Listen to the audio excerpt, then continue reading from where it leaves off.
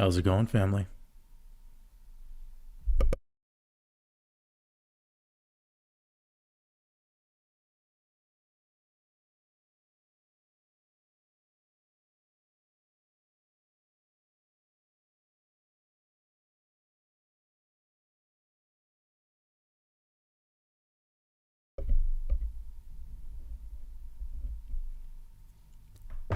Go ahead and give this a thumbs up if you can hear it loud and clear. This transmission flowing through the airwaves and into your eardrums. Okay. I hope everyone's doing amazing. Appreciate y'all. Got about 200 people with us off the bat.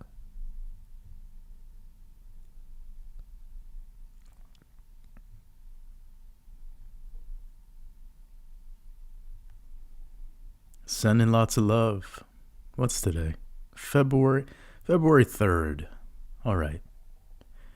Now that we know the date,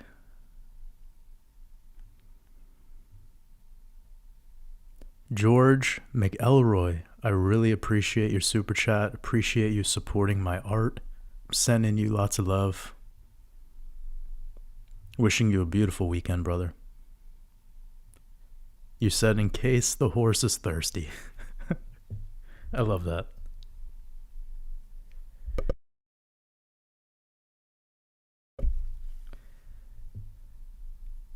Shout out to George. I'm going to see how long I could go today. As of yesterday, I started recording my new Decoding Mastermind Course, so you could only imagine how much talking goes into that. And yeah, usually we do a couple hours here in these live streams. I'm going to see how long I could go today.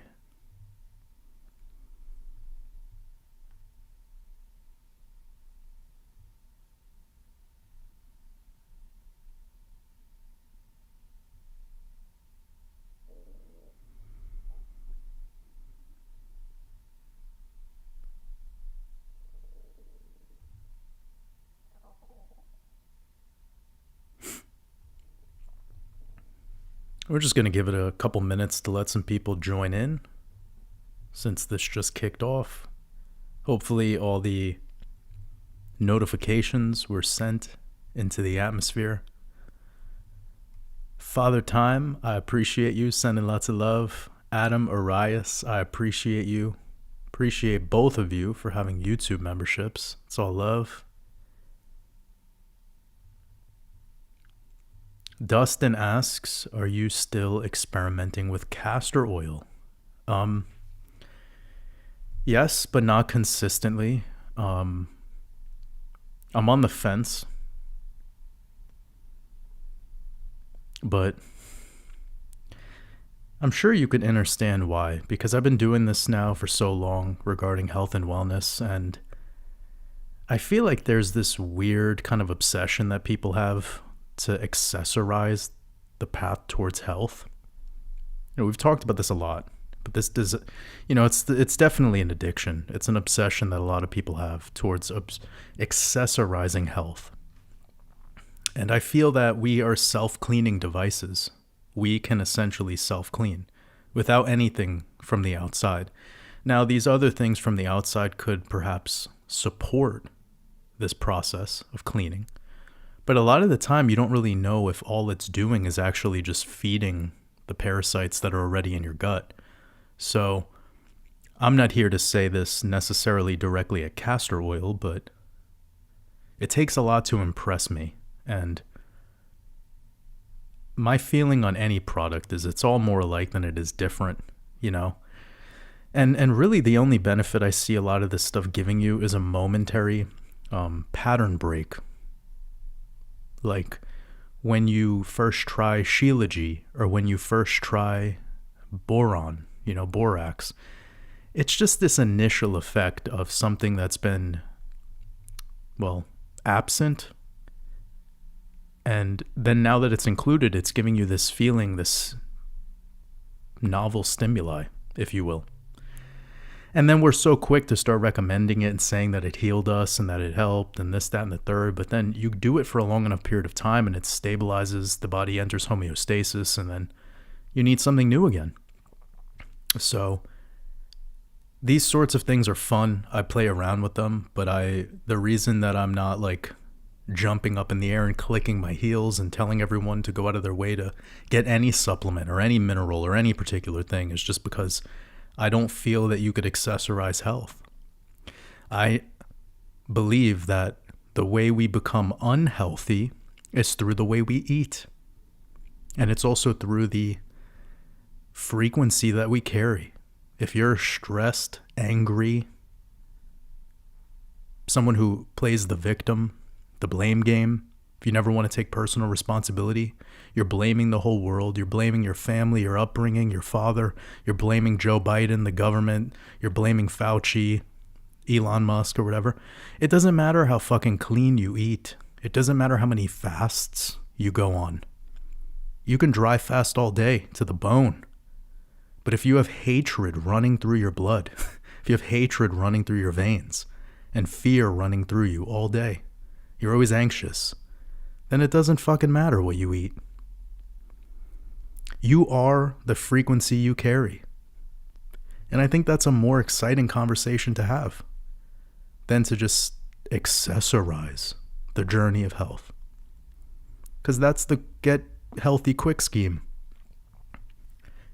So through my experimentation with anything new, if I ever talk about it, it's never going to undo the foundation that I've already been riding the wave of. Also, excuse my voice today during this live stream, as I warned about a little earlier. I have been working a lot and getting on a lot of calls, a lot of meetings. I've also started filming my new Decoding Mastermind Course, which is set to release very soon. Probably have a sample video up within the next 48 hours. And when you're trying to continue doing these live streams every single week, plus a 1 hour long podcast, plus a YouTube video, yeah, it is what it is. But my voice is actually unbelievably healthy for the amount of workout it takes every single week.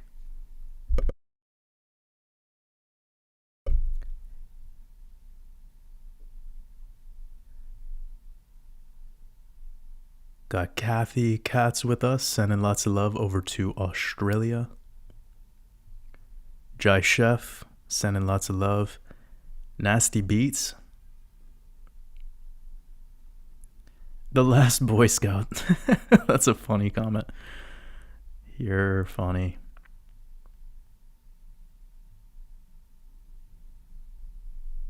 Mr. Jansen, glad to have you with us. Hope you're doing amazing.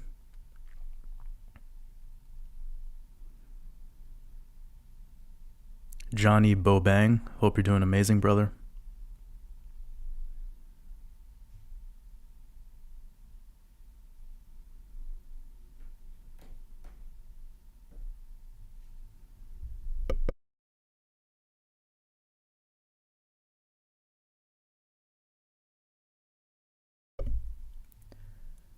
Nova Star says, any suggestions for my wife's dry, cracking hand? Just one hand and it's smoother than normal. Gets worse from wearing a ring, too. What is the ring made of? It's interesting that you brought up that comment, that it gets worse. It could be having some sort of reaction with the precious metal that it's made out of, or the metal that it's made out of. But I highly doubt that is the main cause.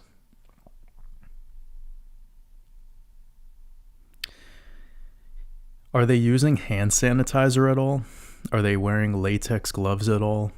These are some things that I think I would stay away from if possible. You know, some people who work in the food and beverage industry, they're always hand sanitizing. They're always wearing gloves. That could definitely become problematic over time, even if you're not allergic to those particular things.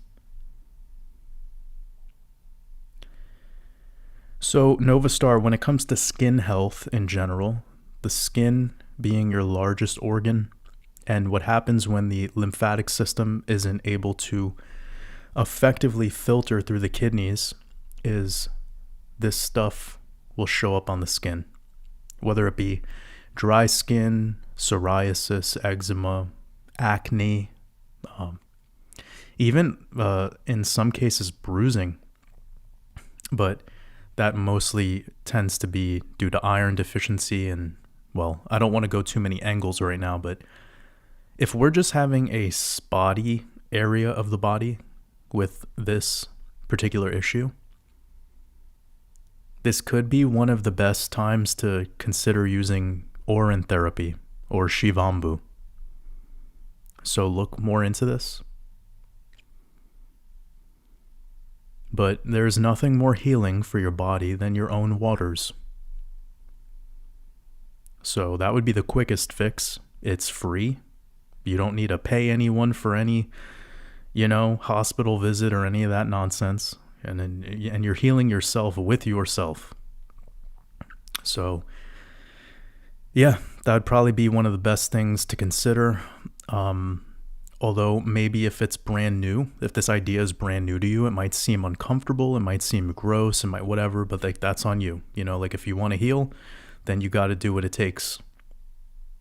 And like I brought up in the very beginning of this, we are self-cleaning, self-healing machines. And the only way we start to get these so-called problems, this dis-ease, is through the way we consume, through the vibe that you carry. You brought up that you're juicing 1 to 2 times a day and eating very little flesh and processed foods. Here's the thing, like if you have any deep-seated issues with the gut microbiota, then just changing to doing some juices here and there and abstaining from flesh, it doesn't necessarily mean it's all going to go away. These are things that could be in the system, colonizing internally since childhood. So you could have went through a round of antibiotics at one time or gotten a V injection at one time, and it was a harmless situation. You didn't even know what sometimes it's against your will when you're a baby. And these issues start to kind of compound over time. As you get a little older, the lymphatic system not effectively filtering properly. And then you have chronic dehydration, which I don't know if that would be as much of the case with you guys since you said that you are juicing.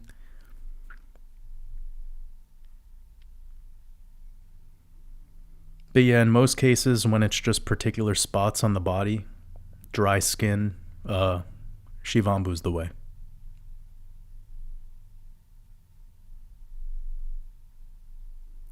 Mr. Jansen, have an amazing time over in Turkey and Egypt. We're looking forward to seeing all of the pictures you share over in our Discord. Appreciate you.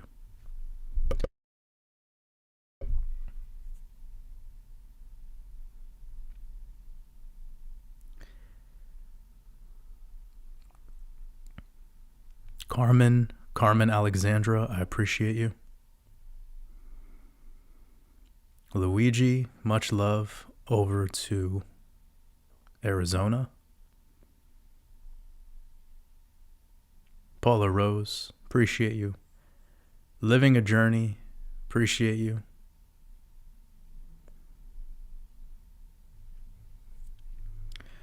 Couple people brought up the advertisement stuff. Any ads that show up are because this is the way YouTube utilizes your search history. So people have brought this up so many times where they're like, why is there a fake Ripple Brad Garlinghouse ad? Well, it's because you look up Ripple on YouTube and Google. It shows you what you look for. It doesn't matter if it's a real or fake product. It doesn't matter if it's a real or fake ad. It is showing up because that is what you search for. Those are the keywords that you give it. So stop blaming the system and just remind yourself of how the system runs.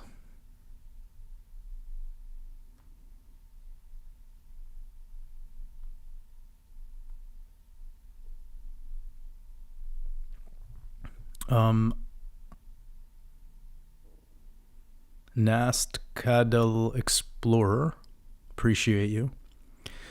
You said, what are your thoughts on Dolores Cannon? I don't know who that is. I've heard of the name many times though, but I'm not sure who that is.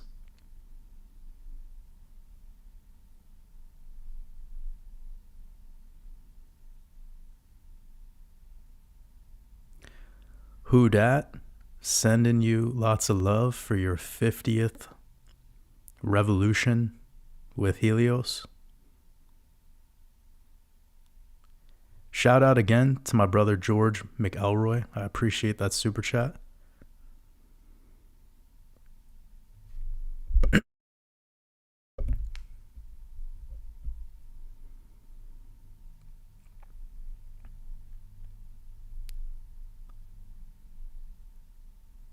It's great to have 500 beautiful people here with us. Luigi asks, what's your opinion on Alan Watts? Getting a lot of questions about other people today. Here's the thing on all of this. I never met Alan Watts. He's not here in this room with us right now, at least in the physical. He's definitely not hanging out with me. And I just don't like talking about other people. Like, I mean, unless there's something kind of yeah.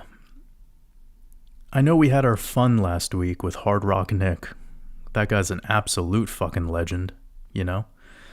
But I don't know. I don't really know what to say about other people that I haven't met. Sometimes I just joke around a little bit. I never try to like dishonor somebody. I would never want to talk shit about somebody else. I'm either joking and having fun and being playful, or I'm mentioning something that I've absorbed or remembered from them. But I really don't have much to say about Alan Watts. Let's just put it like this. Everything that I've heard from Alan Watts, I've heard someone else say 100 times before. But that doesn't take anything away from him. He is one with, I mean, it seems he is one with all, I think. And I honor everyone who's taken the risk to share their truth with the world, no matter what age you are, gender you are, culture you're from, whatever. It's all love.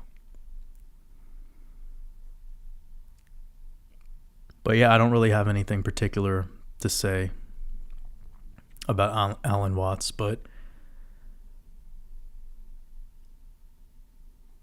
the one thing I can mention though, and please, I'm not trying to have the right or wrong game right now. I don't want to do that, but please let me know if I'm off with this. I do believe that Alan Watts was part of Esalen Institute, and I do have my quarrels with them. I'm not the biggest fan of Esalen. I think a lot of the LSD research and a lot of the Tim O'Leary stuff, and even the McKenna brothers and Joe Rogan resurfacing all of this so-called wisdom. I'm not the biggest proponent for giving all this prana to psychedelics as somehow the appointment with God. Maybe that sets me apart from many. I do not believe that these psychedelics are you making an appointment with God. It's not you showing up in God's hallway. You're showing up. Your ego is showing up in the digital playground of the digital playground of the digital playground, and your CNS is just beaten up a little bit in the process.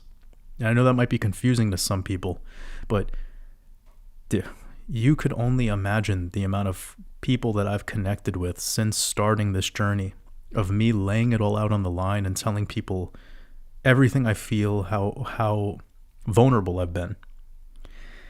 And still to this day, I get client calls with people that have taken ayahuasca 20, 30 times, and they're still depressed. They still are anxious all the time. They have issues talking with people and keeping communication.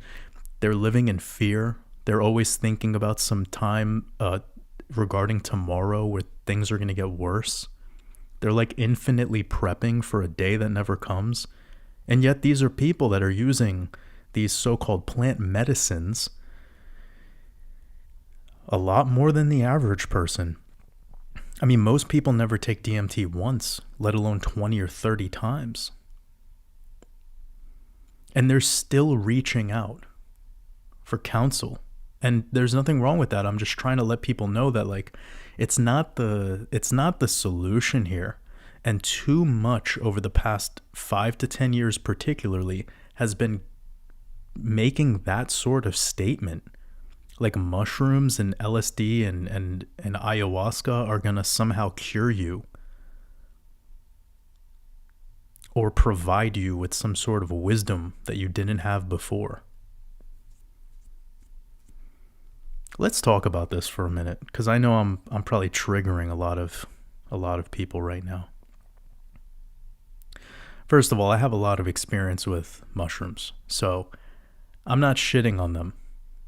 Pun intended. But, you know, like, I'm not trying to talk smack. I think they can be a part of your journey, absolutely, and they could be very helpful. They can make you very grateful and forgiving, actually. They can make you timeless, which might make you no longer worry so much about the so-called future. They could help people with PTSD. They could help people who have really bad drug addictions to stuff like substance abuse problems where they just can't detach from that parasite. And for some reason, when they walk through the artificial hallway of God, they wake up a little more to what's going on here. I don't want to jump into too many different angles, but I just want to remind everyone that all this is doing is it's reducing you down to a place where you can't avoid the shadow. You have to just face the truth that you are spirit and you're timeless, and there's no such thing as yesterday and there's no such thing as tomorrow. You were never born and you never die. And when you go into that deep trip state, your physical essence, your identity consciousness gets put on the back burner for a moment, and you get to see God face to face.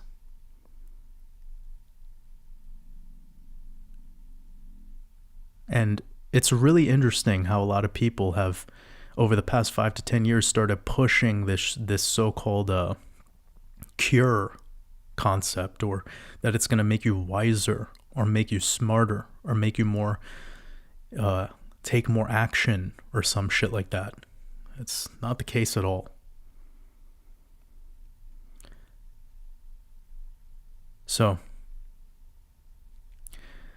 all the intellectual dark web and Joe Rogan and these peoples that have started to push psychedelics, all they've done is turned it into part of the same beast of the supplement industry.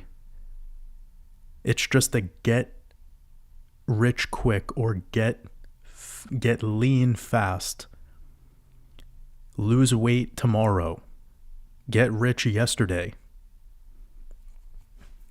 It's always attaching on some sort of outcome, some sort of reward, something that is obviously egoic, and nobody is able to realize that they've just turned quite a beautiful natural phenomenon into a new business model and into a new thing that can be regulated and turned into, like, well, exactly what it is today. It's a fucking scam. Your truth is within you. It was always within you. You never needed anything to unlock it. You just needed to calm yourself to a place where you could finally face it without being so terrorized of this truth that you are spirit, your soul. You're not John Adams. You're not a 47-year-old man from Kentucky. That's all just fluff.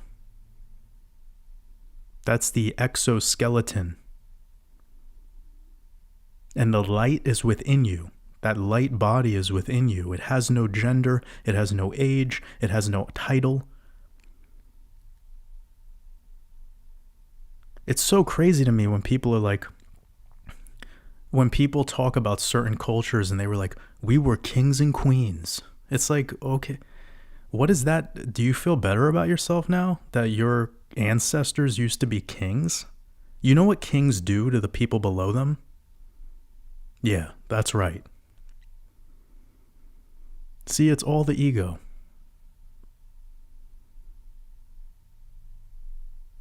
It's all identity. People feel better about themselves when they have this identity as an enlightened being. Look at me. I know some shit. 'Cause I took ayahuasca with a shaman. Who gives a fuck? What about how you feel? What are you here to do? What are you here to generate? What are you here to organize? And what are you here to destroy? That's what's interesting about you. It's how much shit you fucked up trying to make it better. Not how enlightened you are. And that's what happens. These people, they wear their mushroom trips on their sleeve like a badge. Like they get a trophy at the end of it. Here's your gold medal. You did 15 grams. Like how psychopathic does that sound? Like when I show you it in that form. It just sounds weird. To me, it sounds no different than look at my Bugatti or look at my fucking Gucci loafers. When somebody tells me that they've taken ayahuasca 5 times, to me it sounds like I have 5 Rolexes. It's the same. That's all it is. They're both meaningless to me. Where is you? What is your music? I can't hear your music right now. Play your music for me. I don't give a single fuck how many grams of mushrooms you took. And no one should.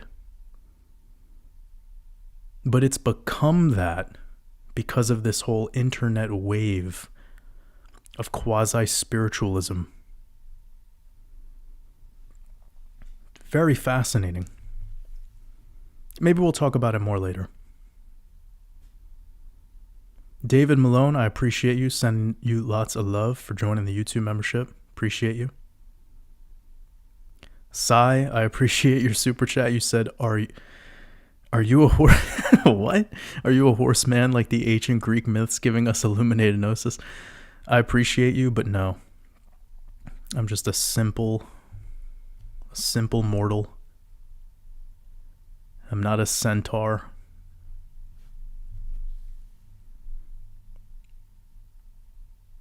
But that's funny though.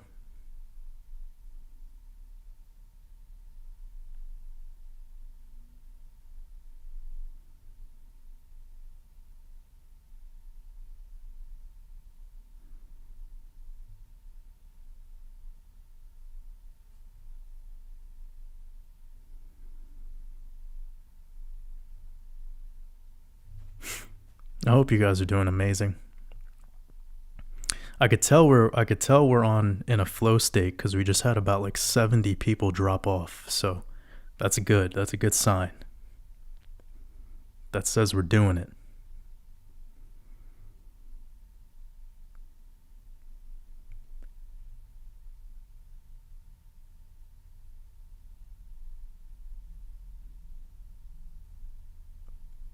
Landon asks, have you ever thought about making a cookbook?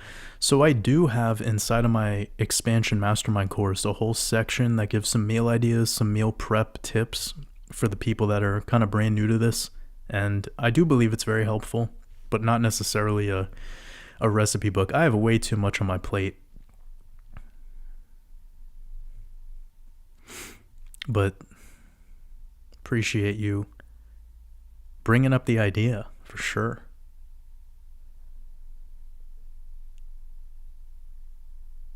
Trescio Iakis, sending you lots of love.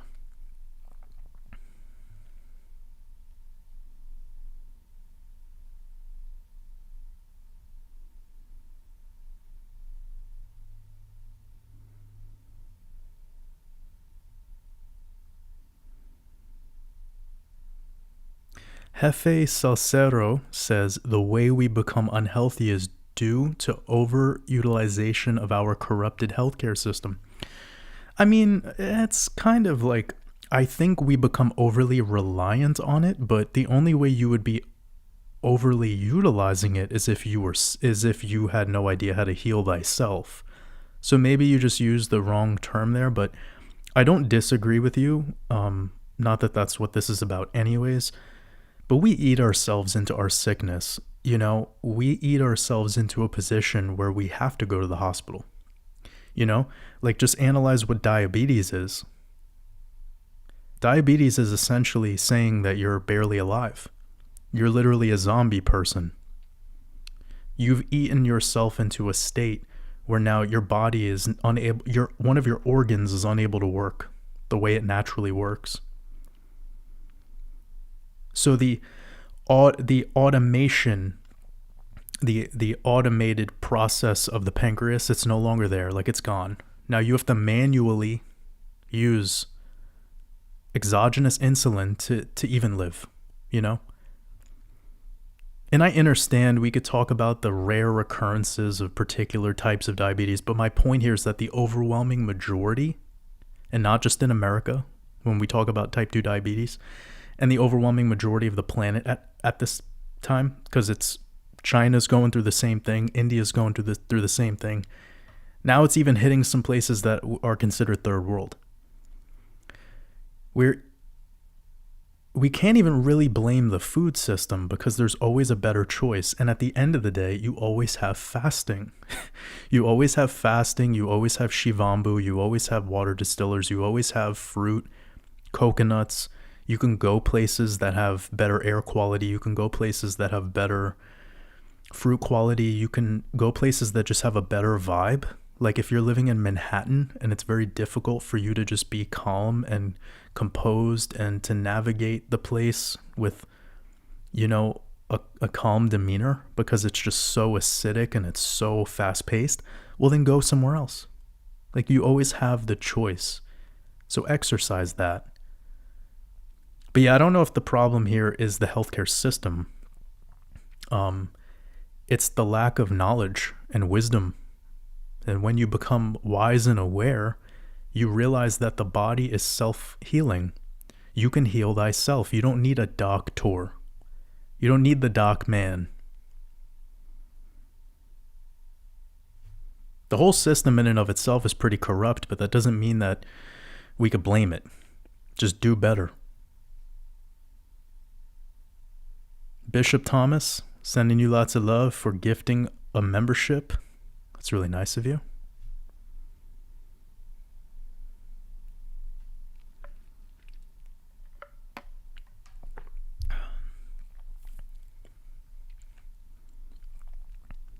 Tommy the Kid. I would love to go back to Bavaria. I love Germany. We'll see.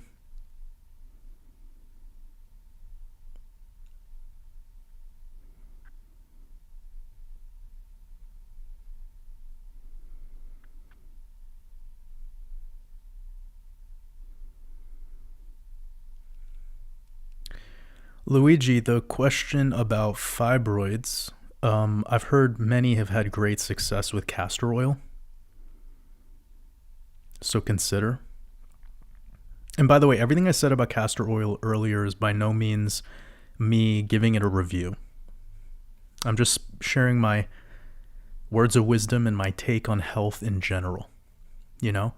Because when you get to the little island in the sea of truth on the internet where all they're doing is focusing on castor oil, It's no different than any other island of truth you arrive at, where it's like a tiny little cult of people who believe that that's the only thing you got to do.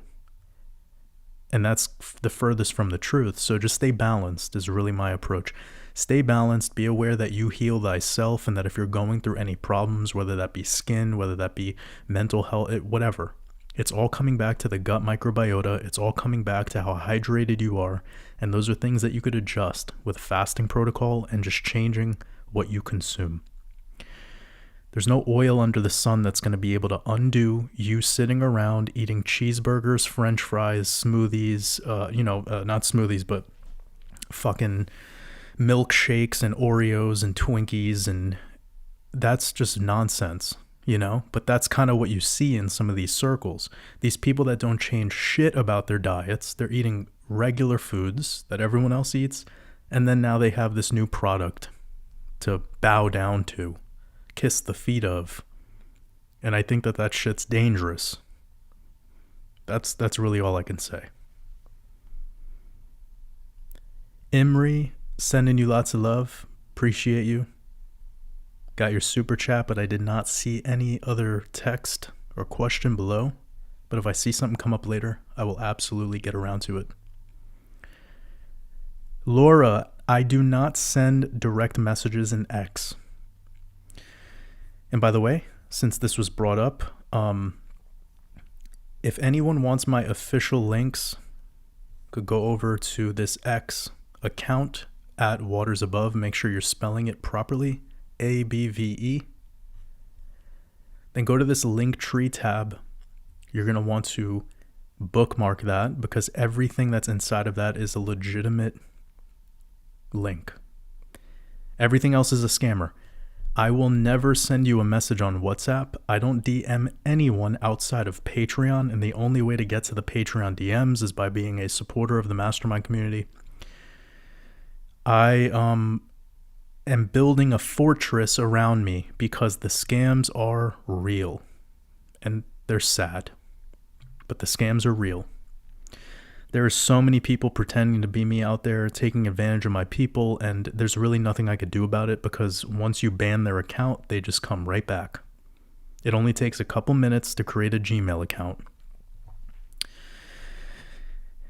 So we've done everything we can. We've warned about the bot trading services, the staking services that they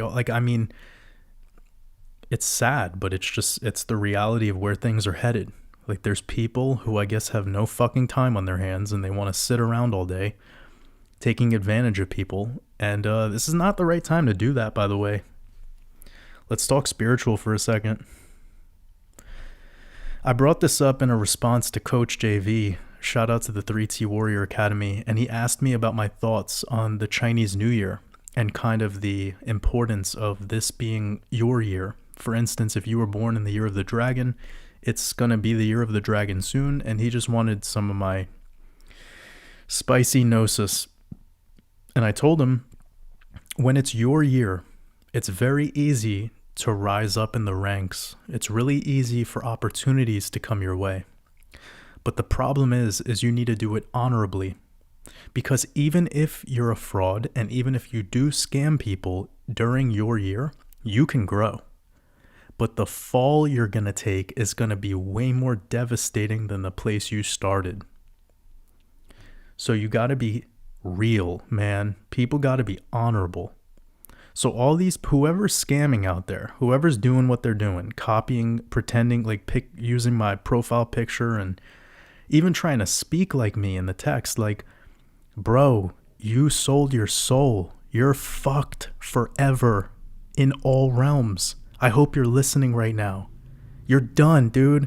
Not in this matrix, in the spirit realm, in all the realms. It's over for you. You do this once, that's it. That's it. I'm sorry. But you just killed yourself. Anyone listening right now, if you ever scam anyone, you literally just committed suicide. That's it. Your life's over.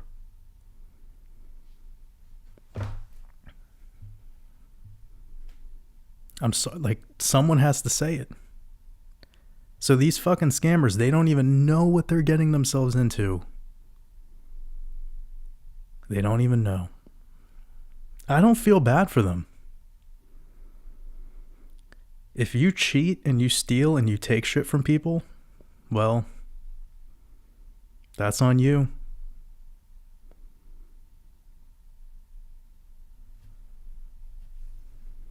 But now you have to live in a physical body, dead on the inside.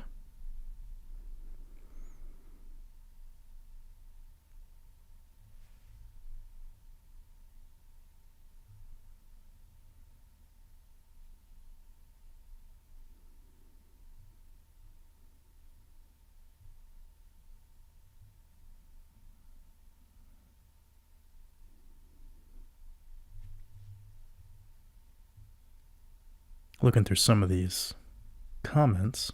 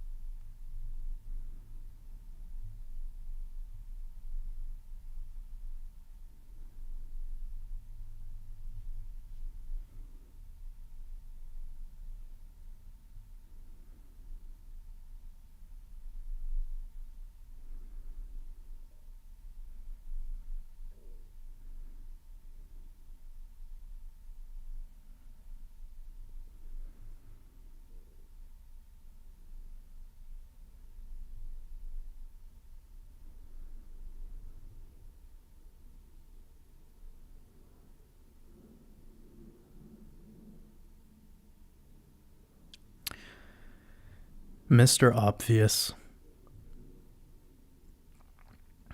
It'll be okay.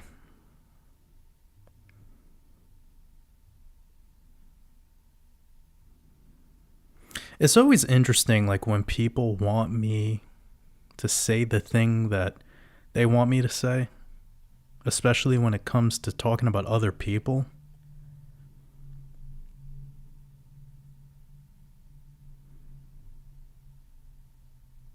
Very interesting.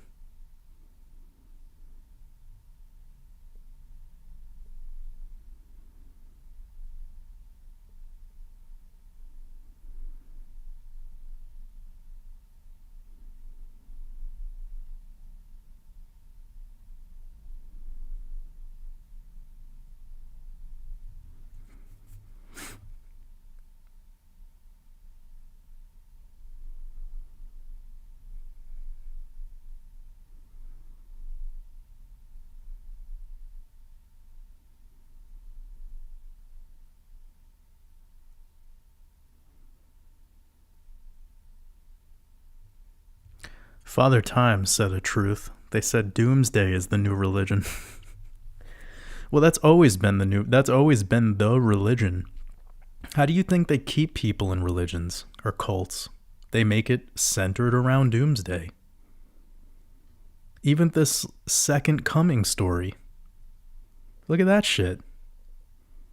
Every Abrahamic religion is just pumping that into the thin skulls of billions of people.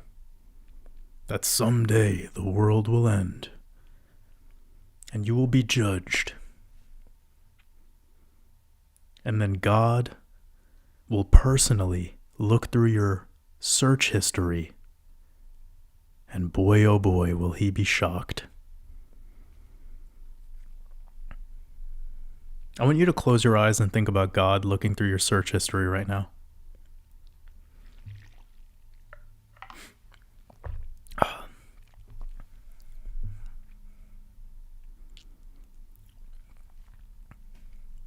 You're all doomed.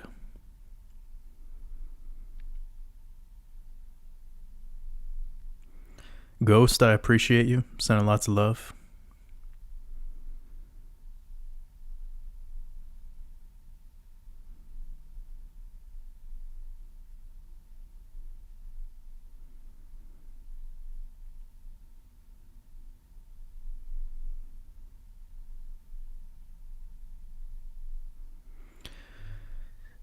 Bella Love asks, how old is this channel now? Well, we're going on 3 years. 3 big ones. Crazy, right?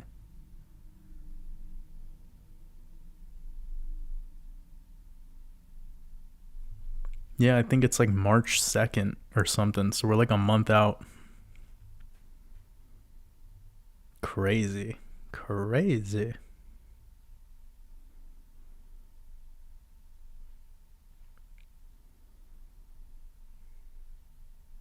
Sylvia, I appreciate your super chat. You said, hi.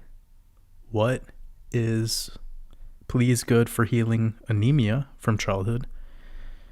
I tried adding colloidal mineral iron. I absorb nutrition more difficult. Doctor said, thank you so much. I appreciate you.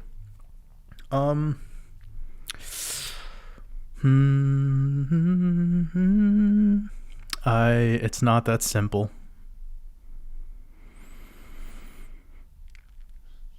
It's really not that simple.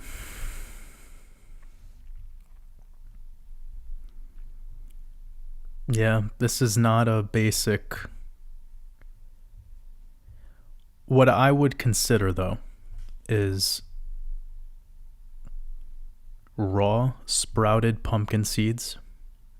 I want you to grind them into a powder and add that to a smoothie or maybe a bowl of oatmeal, something that you could get it down, and go for maybe like 30 grams or around 1 ounce every single day, especially if you're on your period. Take that more seriously. I would maybe consider avoiding some foods, but I just don't know what you eat. So I'm working with so little here. Again, it's not that simple. And remember, in life, you might think something is giving you something, but you need to remind yourself that it's also taking away from you. Because I know a lot of people right now are going to get trigger finger happy in the comments section. And they're going to start sharing whatever they believe. And you got to be aware of the person's individual system here. And yeah, everything is a give and take in this world. Everything is yin-yang. Black and white, and the light within the dark, and the dark within the light. But out of all foods, pumpkin seeds are pretty gnarly.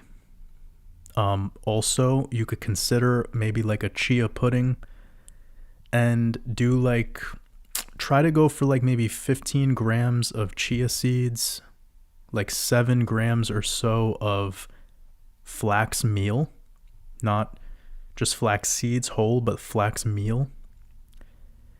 Then get about 2 Brazil nuts and a small handful of walnuts and pecans. And you could add that to that pumpkin seed mixture that I told you about. And also daily get a little bit of dark chocolate. So you're going to go for the highest possible quality, not milk chocolate. Go for like 70 to 80% dark chocolate. Try to get it single origin. So look to see where it's coming from, and if it does not say the country that it comes from, then do not buy it. But you want to look and see if it's from Nicaragua or Panama or Guatemala or Mexico or Honduras or Kenya. There's so many amazing companies out there that have single origin chocolate. You should be eating a little bit every single day. And then when you add in this chia pudding mixture that I told you about with the pumpkin seeds ground up, because unless you want to eat all those pumpkin seeds, go for it. If you want to, go for it. But that would probably be what I would consider. Just to do it in a whole food, non-acidic way where your body can understand these things that you're putting inside of it, and it's not just a supplement. Supplements are not bioavailable. Most of them are not. You would only really use them as an insurance policy at best. But you know how insurance policies work. There's always some terms and conditions at the bottom. So you want to be aware that, yeah. Give that a shot, though.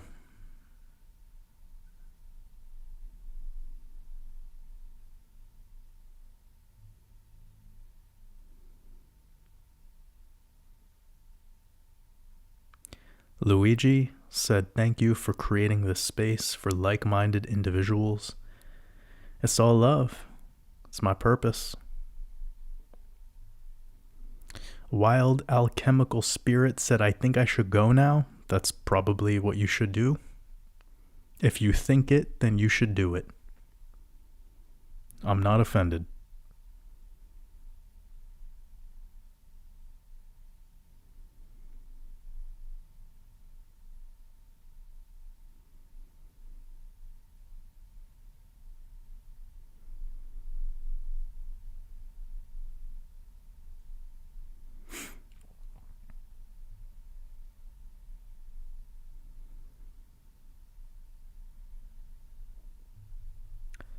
Abraham Garza, great to have you here with us. Quest Beyond, hope you're doing well.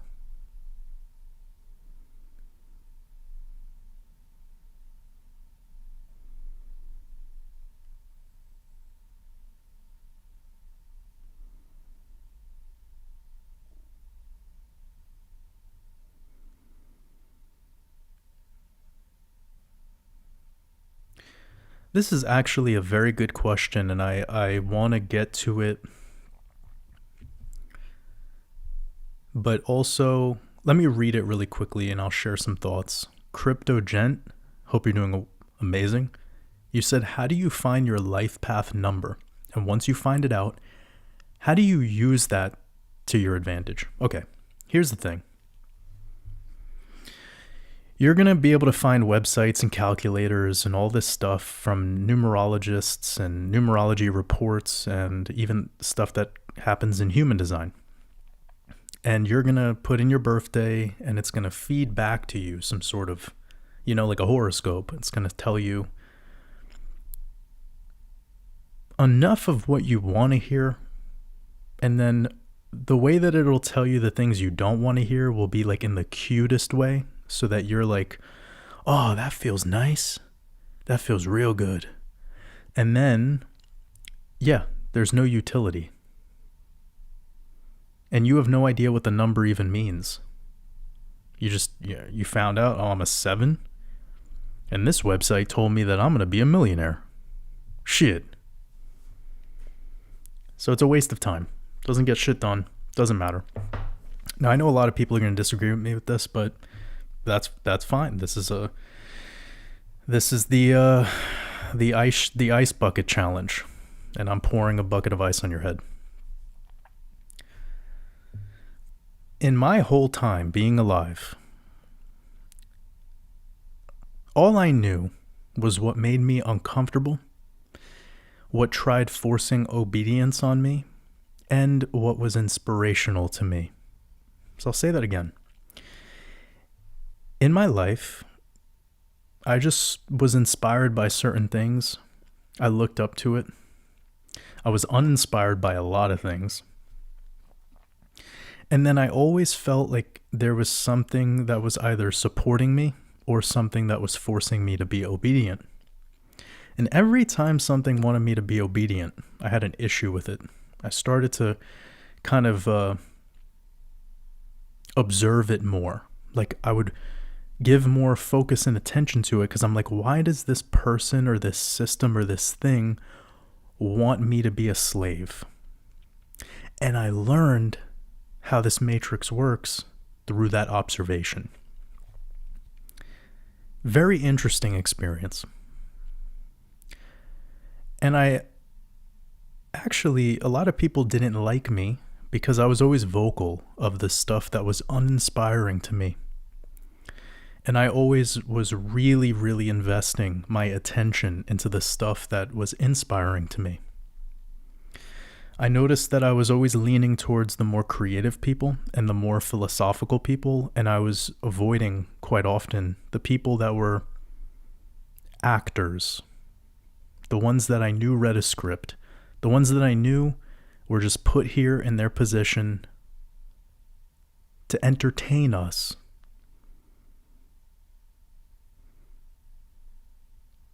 There was really nowhere in that journey where the life path number mattered, or numerology, or Gematria, or astrology. I just knew that this place wasn't what it seemed, and that I was surrounded by a bunch of obedient, docile beings with big hearts. Don't get me wrong, they meant well, and they served their purpose. But that wasn't me. And the people who always had the loudest opinion were always the people who were easily entertained. They were easily tricked. They were easily deceived. And they tend to only have an opinion when I wanted to take a risk. So when I wanted to take a risk, they would somehow show up out of the woodwork and try to tell me, well, you have to be obedient. Right? Now, I know somewhere in here there's going to be maybe some professional astrologers, maybe some professional card readers or whoever. And you're going to want to say, well, that's your code. That's your code. But what I've learned over time is that so many know their code. I mean, there's New Agers that are born in New Age families from the 70s and 60s. And they were teaching their kids about the zodiac and the horoscope at birth. Like, for pretty much, have you been to Seattle? Have you been to Portland? I mean, shit. In Portland, they ask you your sun sign in a fucking job interview. This shit is exoteric. It's not even hidden. It is known. So when you do your birthday numerology and you go over here and you say, I was born on February 27th in 1967. I'm a 7. Right? That's what they want you to think. And you know how many systems have been designed around this form of numerology? All of them. They were all designed around this, based off the Gregorian calendar. And I'm sure some of you have heard my thoughts on this. Maybe some of you disagree with what I've said about the Gregorian calendar. That's fair. But for me and my truth, I can't just turn a blind eye to the things that I've unlocked from within me. And if I have a scholar looking me in the eyes and telling me that October means the 10th month, even though an octagon has 8 sides, I'm going to tell that person thanks, but I can't trust you because you're speaking in double speak. There's a discrepancy here. As far as I'm aware, if you want October to be the 10th month, then that means something else is wrong to support this being right. So it's just the game you want to play. Are you on team lies or team truth? So the convenience system tells you that October is the 10th month. And you say, okay. See, from birth, I was always questioning this. Always.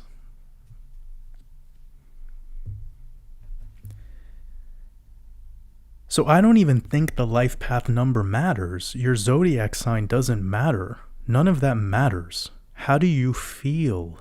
What is inspiring to you? What is not inspiring to you? What makes you feel and what makes you numb? What makes your light shine? What pressing the mute button on you? What tells you to behave and what supports your vision?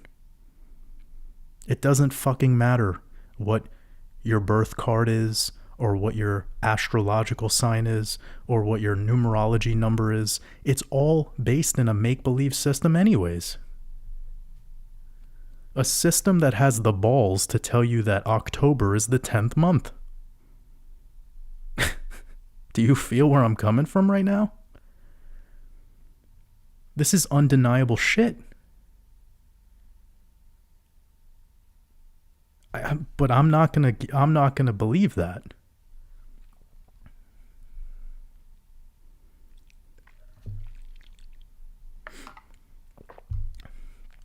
So we could have fun with these systems. They're fun. But it's more important to learn the meaning behind the number than it is to know your number. Because when you know your quote unquote number, you won't be able to do shit with it if you don't even know the meaning of the numbers. So there's a philosophy here of numerology that is missing in our modern culture. Even in the highest degree of so-called professional astrologers, professional numerologists, professional... You know, who's this dude that's touting himself around as the most famous and well-known numerologist? But he's using this basic system. I don't know what to tell you, man.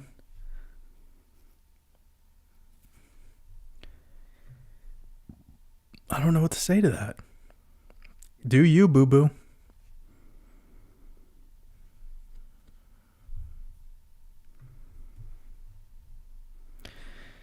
But when you believe in a lie, you need to have more lies to support the initial lie so that you don't seem like a fraud anymore. You need the lie on top of a lie, on top of another lie, on top of another lie, so that it could keep that going. You need to keep the scam going.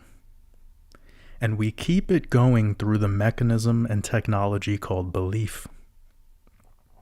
If they believe in it, then it must be. So we look at October as the 10th month the same way a Christian looks at Christ. It's a faith-based ordeal. No offense to Christians. I love y'all. I don't love you for the fact you're Christian. I love you for the fact that you're a soul. The same thing goes for Muslims, the same thing goes for Jews, the same thing goes for Scientologists, the same thing goes for Mormons. Y'all mean well. But this faith shit is keeping you from tapping into your gnosis. This faith shit is keeping you from embodying you.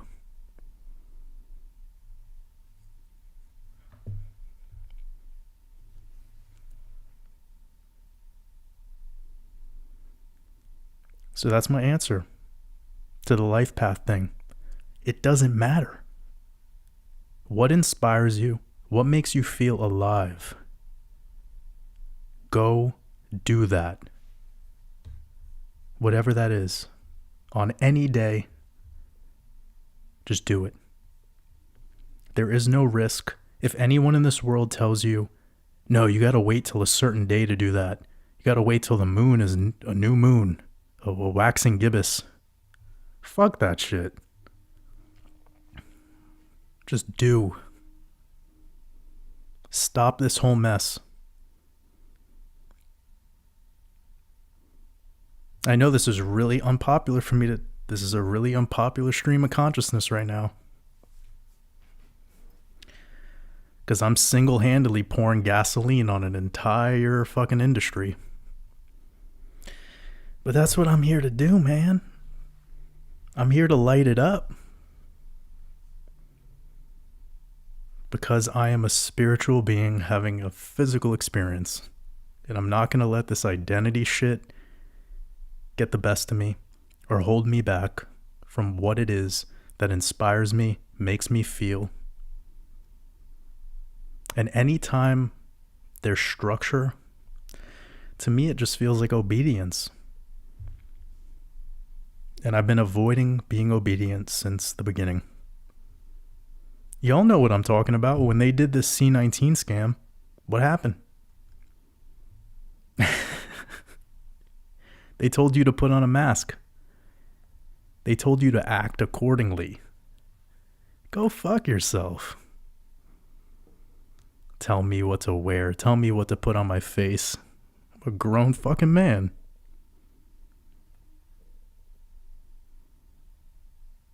But you'll be saving people. Saving people? These people are eating KFC. We got bigger problems on our hands. Homegirl over here is vaping and eating mozzarella sticks. You think a mask is gonna save her? What the fuck are we talking about? Save them. What is there to save? We gotta be fucking save that toilet bowl visit later. I feel bad for the toilet bowl. I feel bad for Tanya's toilet bowl. Can we put a mask on the toilet bowl? Shit.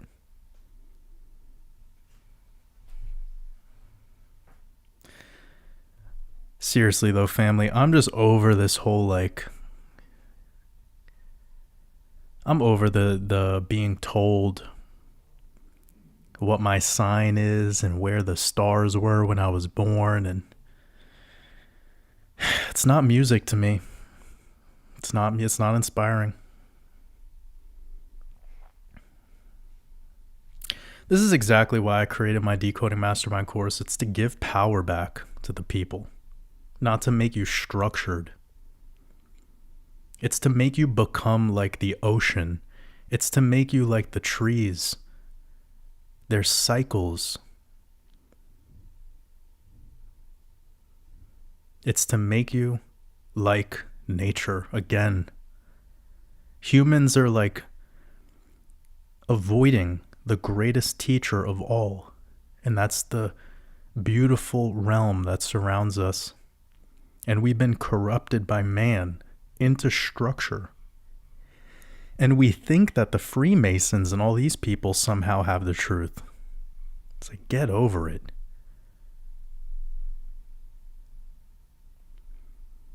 They literally lie to the Freemason. They tell you in the first, 29 levels? And then you get to the 30th, 31st, and they straight up tell you that we were lying to you the whole time. And why do you think they do that? It's to see if you'll keep secrets. Ain't that some shit? Talk about an April Fool's joke.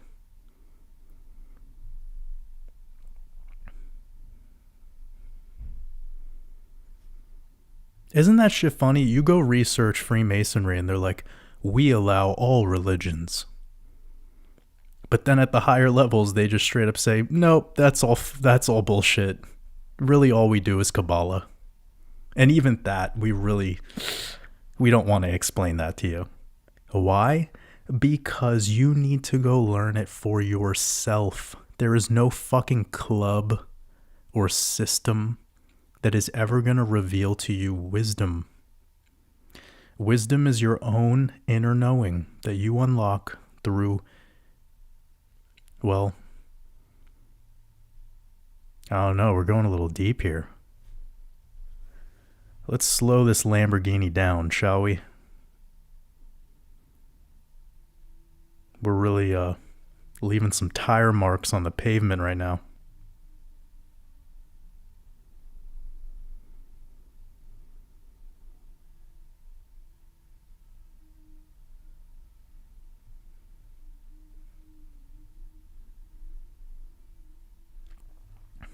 LMS, you said Donut mentioned recently that he wants to get you back on soon. Really? I haven't heard from Brother Donut in forever. Like, over a year probably. I hope he's doing well. I've always said kind words about him, and I've always hoped that no matter when we reconnect that he keeps doing his thing. I didn't even know he was still making videos because I saw his channel got kind of taken down or something. I don't know. But shout out to Donut.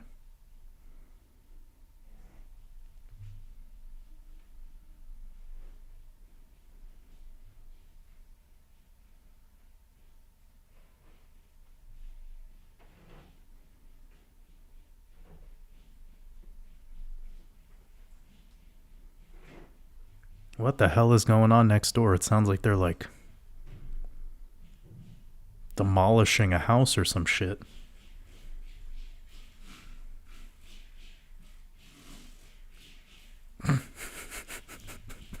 It's the weirdest. All right, let's keep going. No distractions.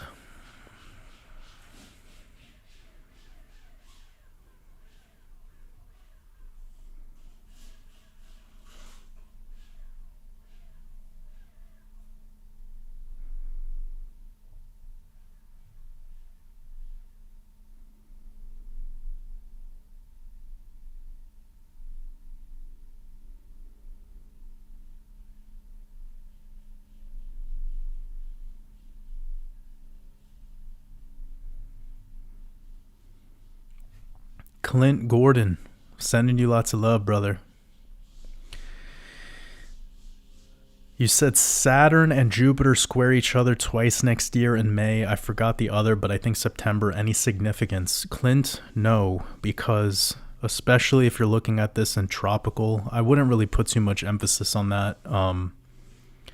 What matters most is you figuring out, to the best of your knowledge, what is the dates on the project independently.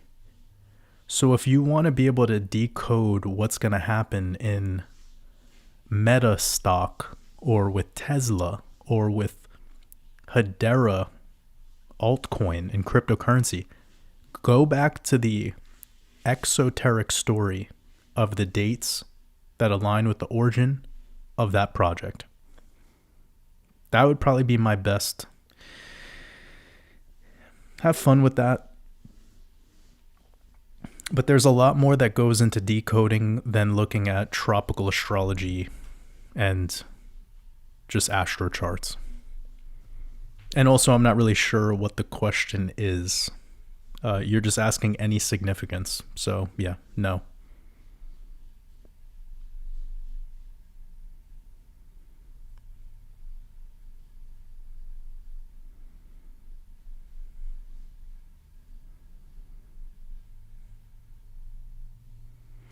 Nova Star, you wrote back talking about your wife's ring, and you said it's a white gold. I'm not trying to tell you what to do and what to buy, but like when it comes to gold, make sure it's 24 karat.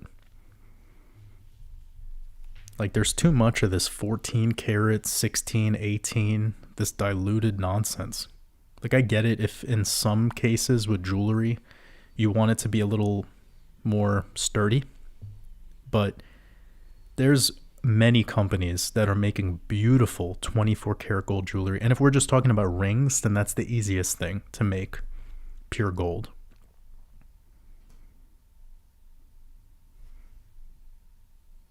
And you shouldn't have any reaction to that.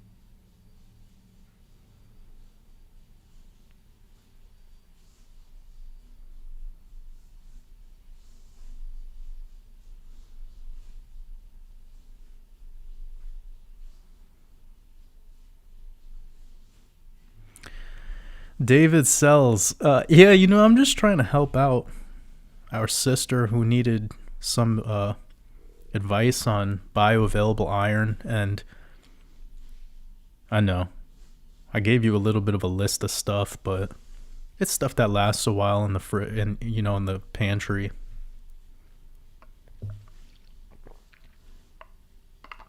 And more importantly, it's not supplements, it's real food. And you don't need to just all take it in that one way. You could get creative with it. Sorry about this noise in the background. I don't know. I can't do anything about it. We're just going to have to deal.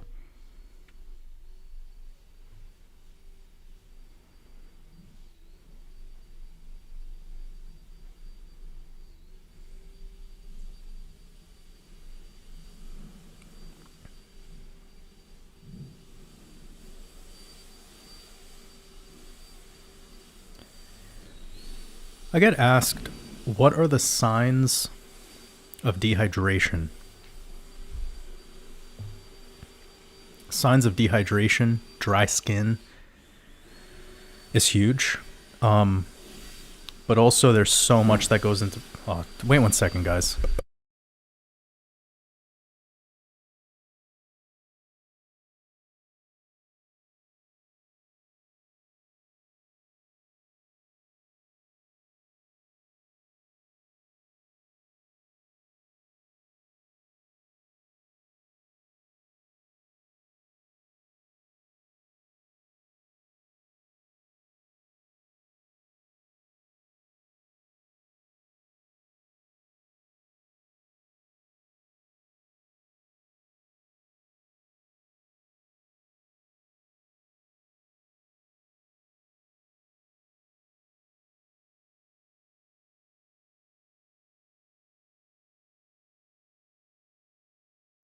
Alright, I don't know if this noise is going to stop anytime soon. I'm going to see how long I have to deal with this.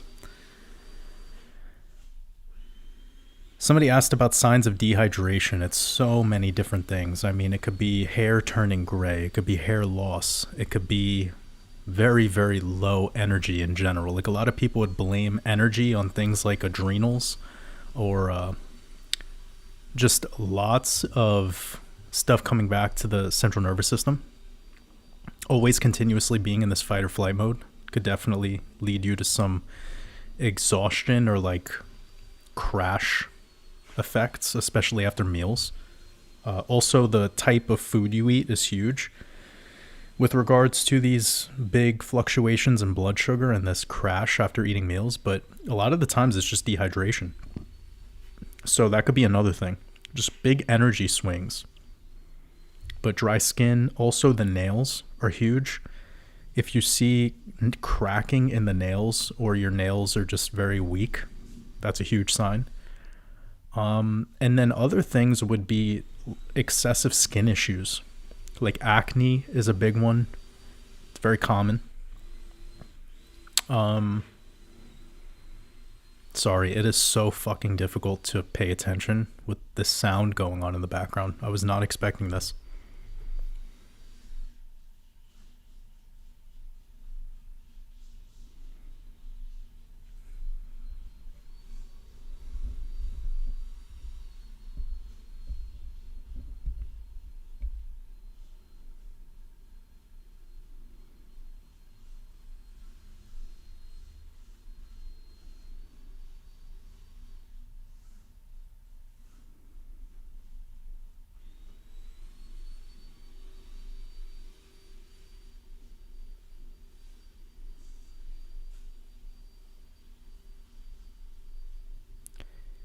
I'm just lowering down the mic a little bit and we'll push through.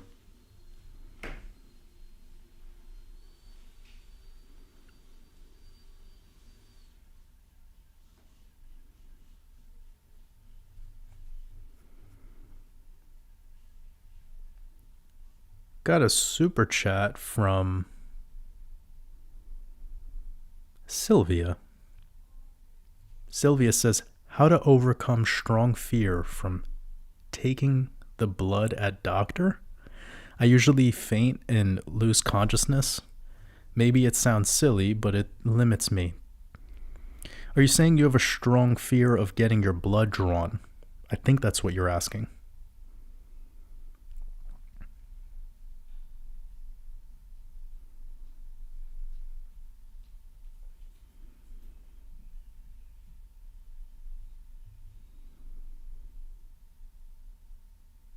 One second. All right, I think we're making some progress on the noise. Let's hope that stays. So Sylvie asks about a strong fear of taking of blood being drawn. The thing is just your relationship to that and the pattern or program that you've developed internally. Like, you have that program.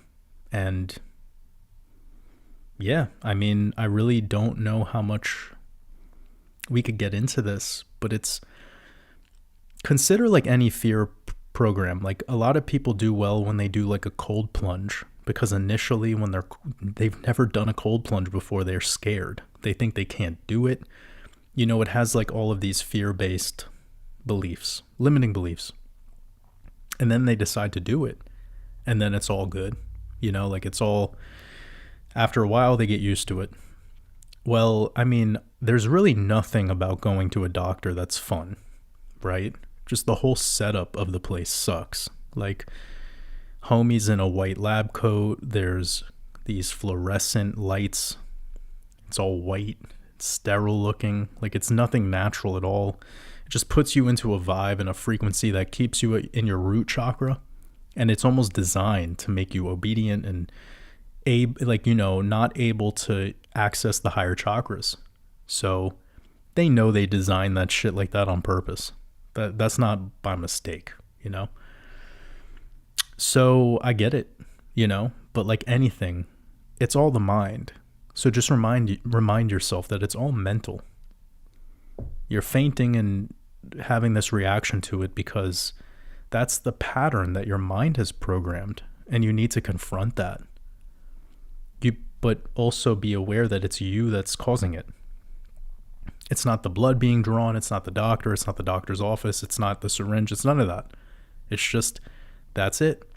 But I ask this, I say this and then kind of wonder, how often is this happening to you?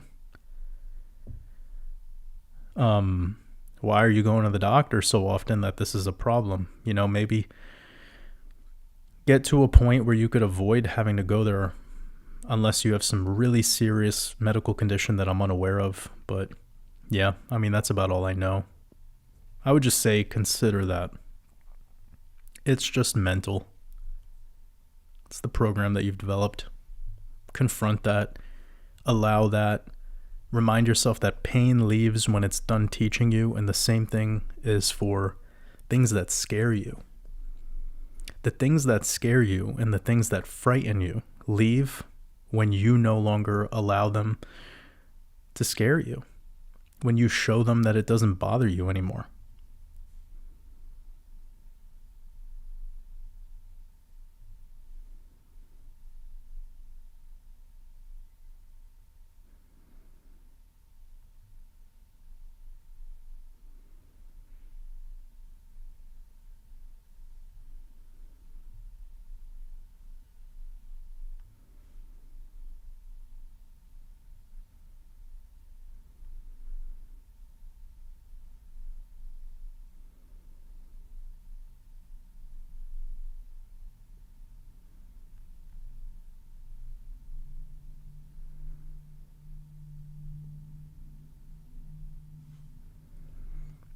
Sarah Lynn said, "What's up? Got to meet Clementine today. We got smoothies together. That's dope. Making friends. Isn't that crazy? Isn't that crazy that this community has brought some people together in the real?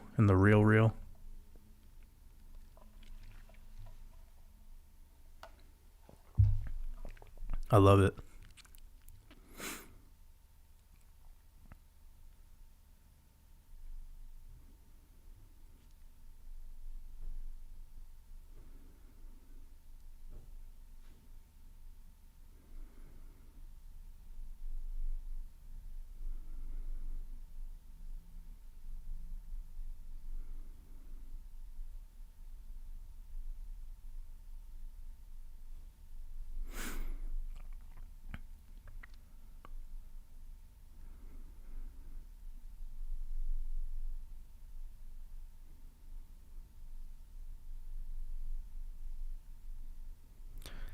Shitcoin Steve, I appreciate you. You said any advice on practically turning my writing gifts into a business.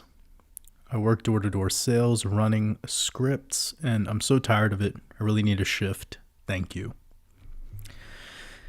Shitcoin Steve, first of all, amazing name. Second of all, there's a huge business out there right now for copywriting, just writing for people. But you need to find the market. You need to find who needs that service. And also, I don't want to piss on your parade, Steve, and please, please, please listen from your heart right now and know that I am not trying to instill a limiting belief in you. This is waters above, and I'm gonna spit hot flames like a dragon all the time, even if it's uncomfortable for you. This is the sauna. We have to get sweaty together here. But things like ChatGPT and these AI bot, script writers, that shit is like, it's fucking things up right now. It's a big disruptor. So there's not too many people like me in this space that are trying to leverage on Team Humanity for the solutions of the so-called future. I'll just call it the now moment, because humans are inspiring, and the shit that ChatGPT does is uninspiring and boring to me. AI is boring to me. But that's just my feelings. I'm not telling you it should be boring to you. I'm not telling you that it is boring. It's boring to me. Like, I don't care how sophisticated AI gets. It's just not, it's just not, there's no emotion. There's no emotion there. So, anyways, I don't want to go down a whole AI fucking philosophical tug of war with people, but needless to say, I think you just need to be cognizant of that if you're somebody who is gifted at writing and you're stepping into this wild, wild west at a time where ChatGPT is now being used by more people than ever to automate that task for them. So what I would tell you is find the audience of people that want to have someone like you supporting them in either you helping them out or figuring out a way that they could help you out by leveraging on their audience, leverage on their community in whatever way, shape, or form.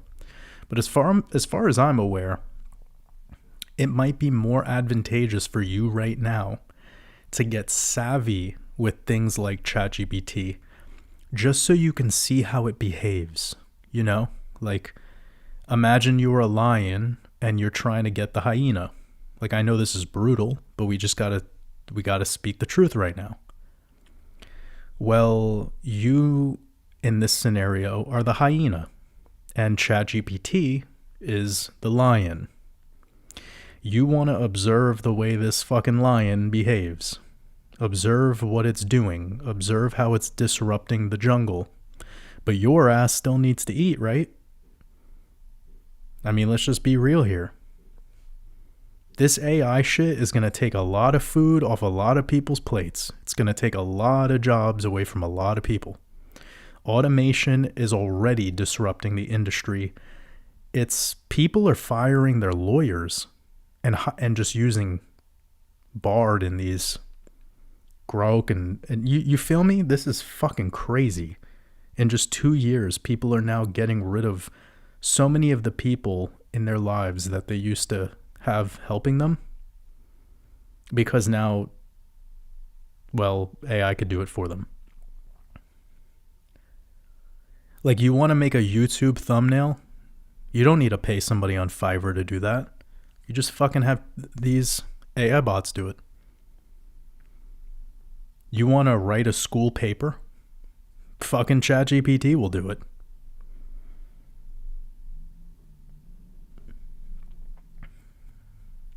So, as the hyena, study the lion, study why the jungle has organized itself in the hierarchy of power in that way that allows the lion to stay the king.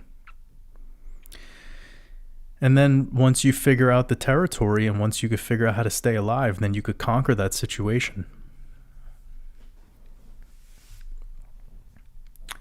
But writing, being in writing right now, I think is going to be pretty rough. Just being real with you. But you have to just do what you got to do. You have to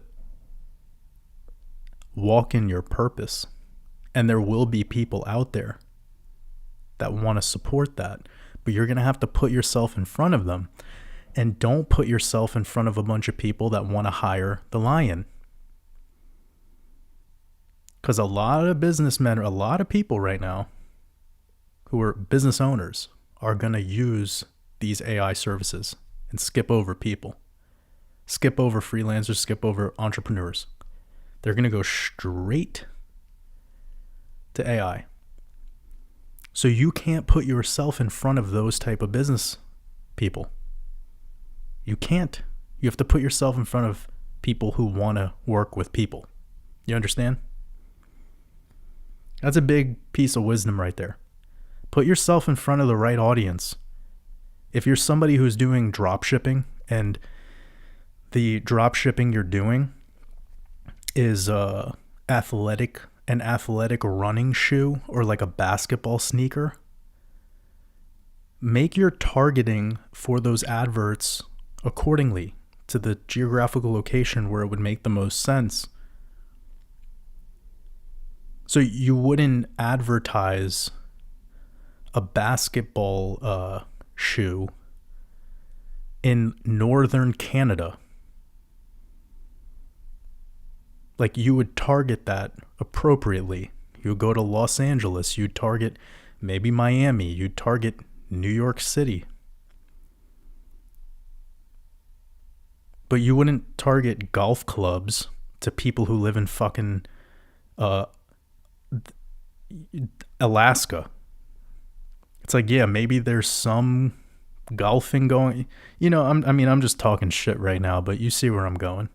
You got to put yourself in front of the right audience.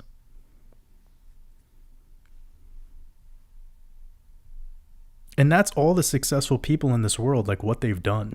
They've just figured out a way to put themselves in front of the right audience, even if they're not a specialist, even if they're not the best at what they do, even if they're not the ideal choice. But what I think is most important to talk about with this is you have to be authentic. You have to be real. You have to give them you. Even as a writer, give them you. I hope this inspires everyone, actually. No matter where you're at in your journey. Like, you know what I think is pretty rough? How many people on the internet are just copying each other. How many people are just, it's like carbon copy, carbon. Yeah, you guys know what I'm talking about. We talked about it last week. It's like, look at the thumbnails now. All the thumbnails, they're the person, the influencer, and then behind them is this AI generated thumbnail. Everyone started doing it at the same time. That is like, bruh. Where's your music though? Where's your soul? Like, where's you? I just don't, like, I'm not trying to judge right now. I'm just saying that I think it just makes me look more authentic and it makes me stick out more. I'm not trying to tell you guys to be like me, or I don't even think that I'm doing the best. It's not about that to me. I know I'm not getting the best click-through rate. I know I don't have the best thumbnail, but I don't give a fuck about that. It's about what is shared in the art. But I just see, like, every time there's a new trend, everyone hops on it at the same time, and that's cringy. It's just fucking cringy to me.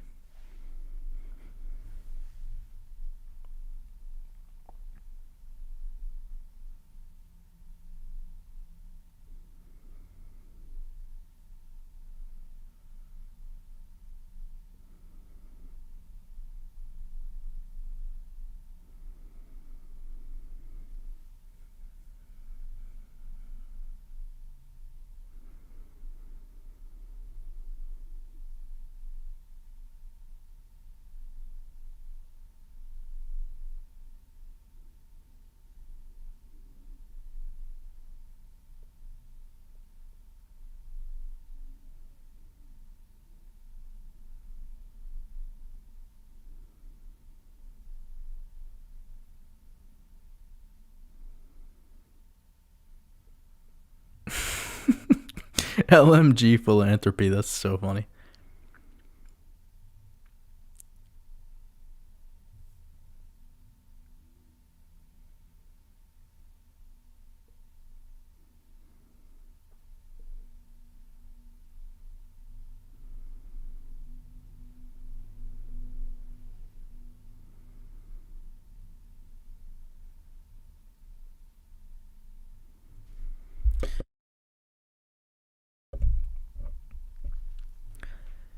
Yeah, a couple of people mentioned, but I have the new Year of the Dragon available over on Patreon. It's probably one of the most epic decodes I've ever released because it has so many slides in it and a lot was added to that presentation. And it's about the same length as all my other full-length decodes, a little bit under an hour. Just packed with stuff though. I mean, I know it has 3 times more slides than the last one, and it has way more graphics per slide, way more, connections I feel across different things that are going on that perhaps you've heard in other places, but I've pieced it all together in this puzzle to make it a lot more user-friendly and easy for you to walk away from it, almost like it was a decoding tutorial. That's kind of the way I designed it. I didn't want to make the Year of the Dragon decode so that you just watched it and you were like, oh, that's interesting. I actually sort of designed it in a way that it's like a decoding tutorial. So you can utilize my strategy and the methodology and now apply that to whatever interests you. So I believe it brings so much value just because of the way that it was designed. But yeah, and then also coming out next week, I'm going to be doing a pre-sale launch of the Decoding Mastermind. It's going to be available for Patreon supporters, so it's going to be about a 25% off discount for Patreon supporters who are interested in investing in that Decoding Mastermind course.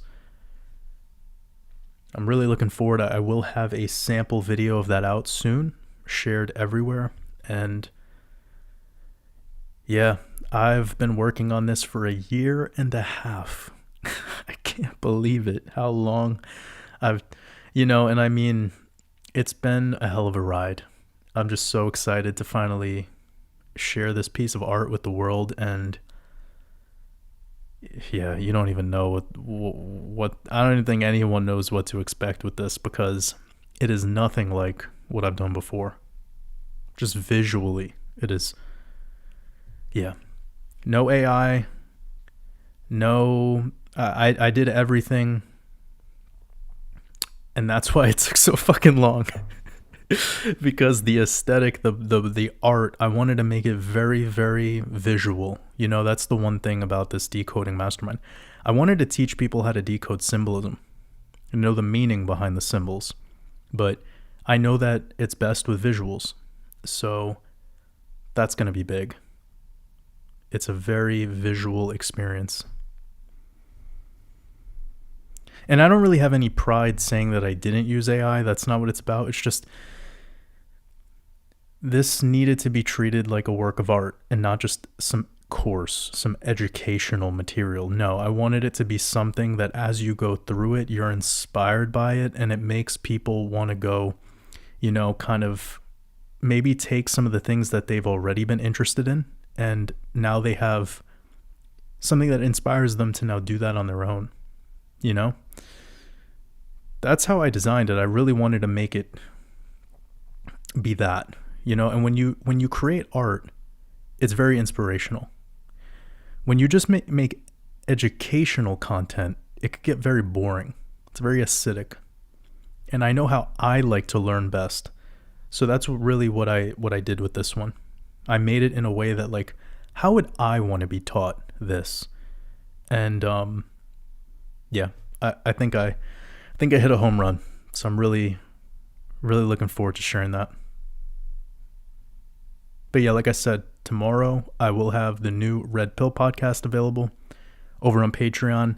Patreon supporters get access to that Year of the Dragon Decoded. It's already out there. And then in about a week, I will be launching the pre-sale for the new Decoding Mastermind course, my newest full-length course. It's been almost 2 years since I released my last one, the Expansion Mastermind, so this is a new project for me.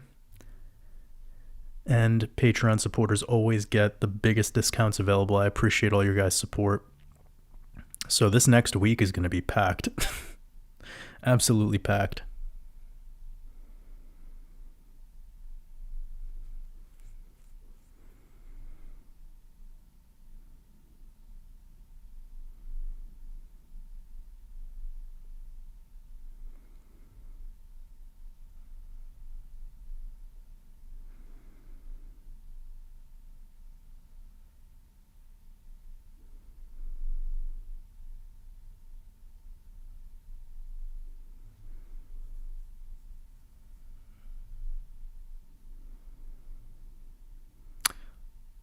Someone asks about Jupiter crypto. So we're not going to be talking too much about crypto on this, but I am interested in that. How I've been telling you guys for the longest time that 2024, the year of the X, we have that symbolism with the Jupiter zodiac logo in the Paris Olympics logo. It's the same exact symbol as the Jupiter zodiac symbol. And the fact that Jupiter coin is now hitting some of these exchanges in this year, right before we go into the year of the dragon, should not be weird to anyone. Like, it just shows you how synchronized this all is. But I don't have any chart history on it. It's brand new. It's speculation. The last time I peeked in at the chart, it was just a big red candle to the downside. So I have no idea really what to share on it besides just the symbolism and that type of stuff. So I can't really offer any other thoughts.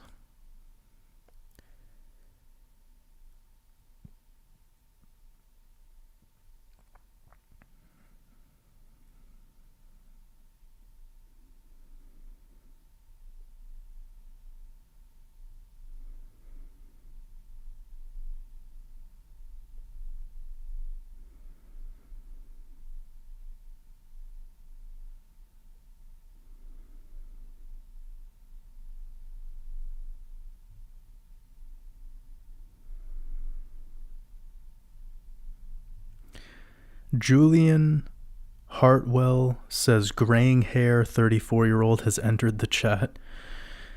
Yeah, you know, I've said some thoughts in the past about the whole gray hair thing, and I know that's very triggering. I know you're if that's you, Julian, that's sharing that comment about yourself, and you're being playful about it, then we appreciate that. But I do not want to apologize, but I remember one time in a live stream, I said something about the gray hair in a very spicy way.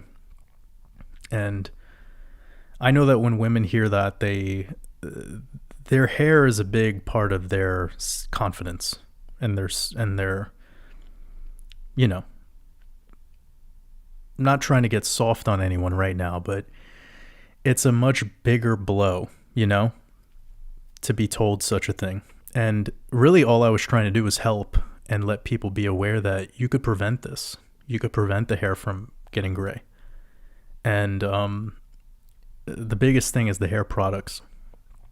But dehydration is huge. If you're dehydrated and you're combining that with dyeing your hair often and using all these hair products, well then, yeah, you're kind of just asking for it.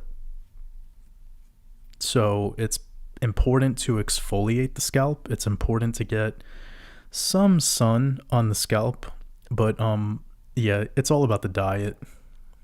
So if you're chronically dehydrated, well, yeah, that's going to aid in the process of hair getting thinner, turn gray, losing pigmentation, falling out, and just being weak, breaking easily.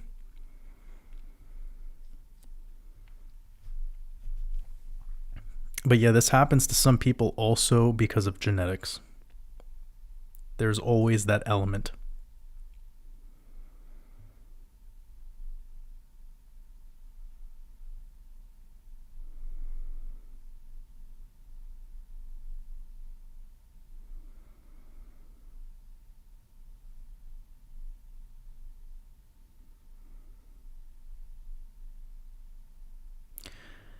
Somebody asked, are you using headphones? No. As I try to avoid using headphones as much as possible to have that going direct, just that frequency and that energy going directly into my ears. It's not my favorite.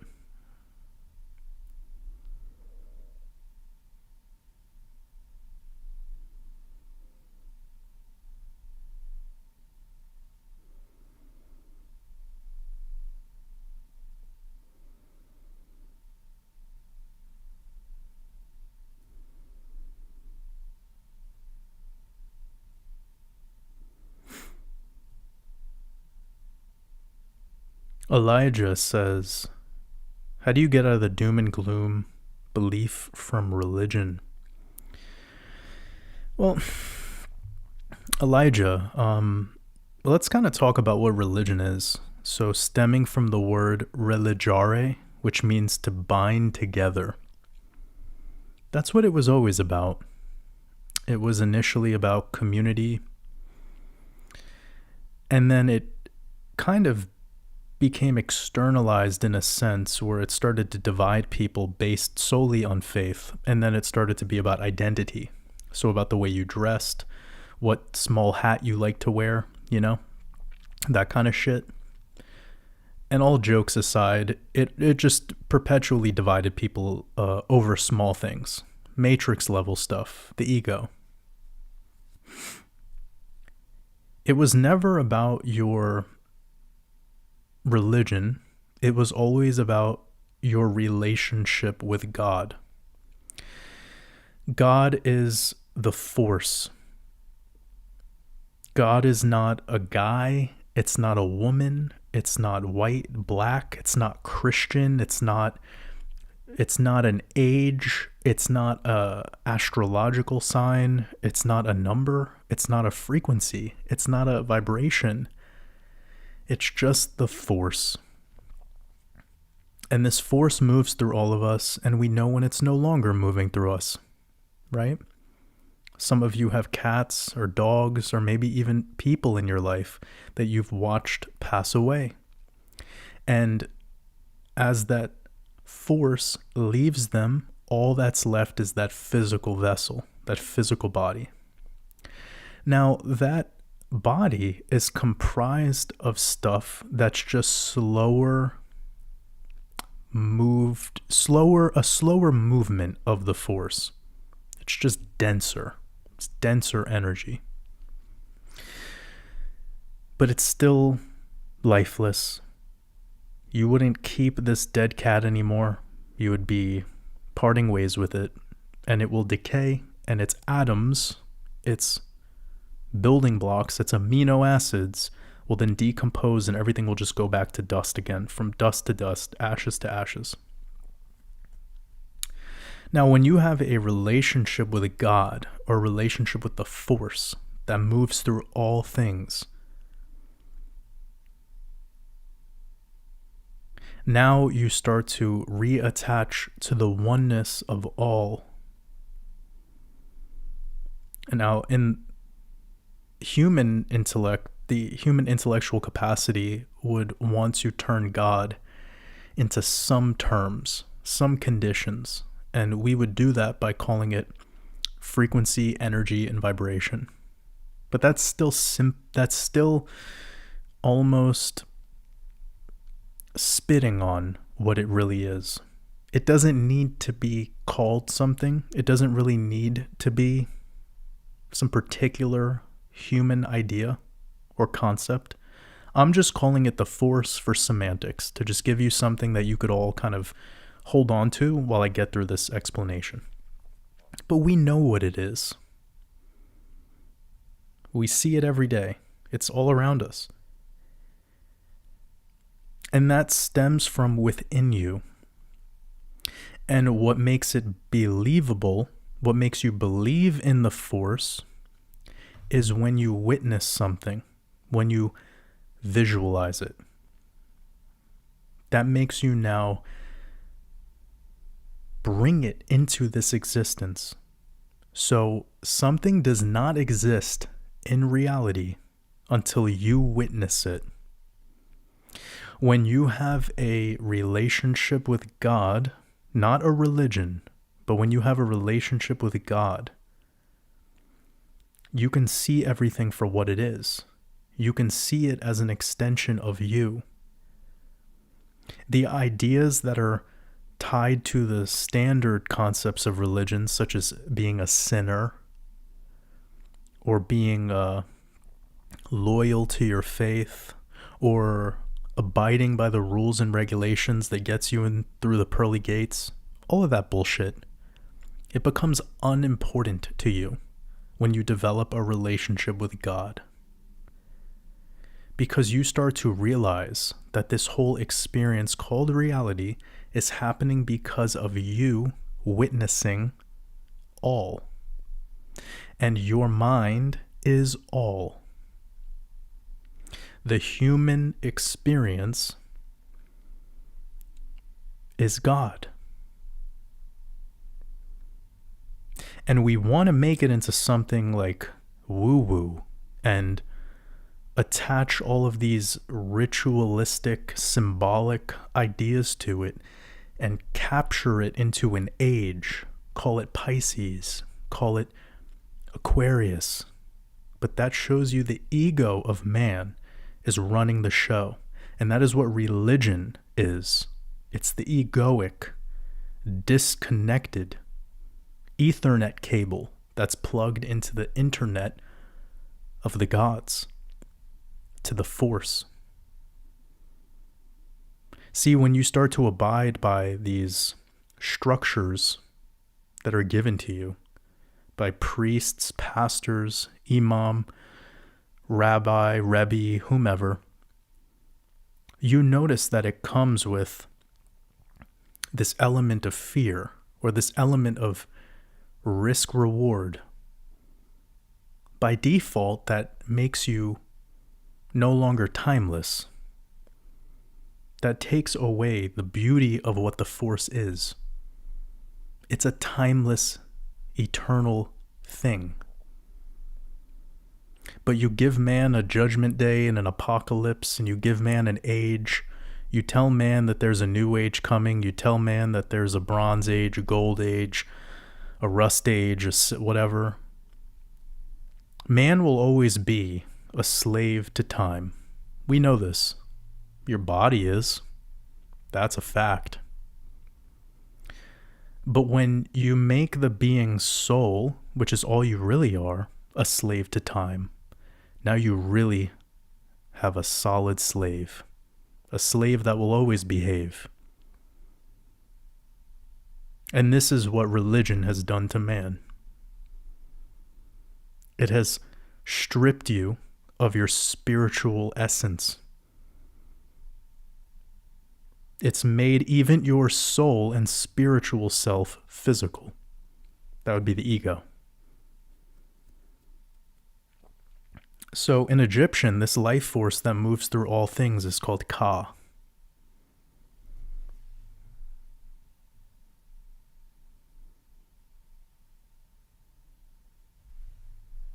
Just looking at some questions right now.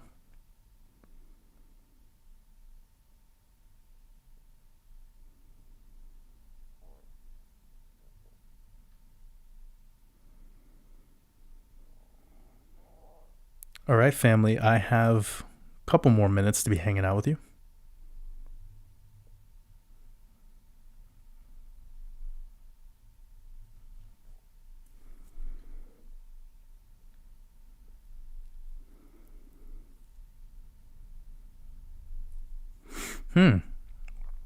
Jason asks, "Hey brother, hope all is well.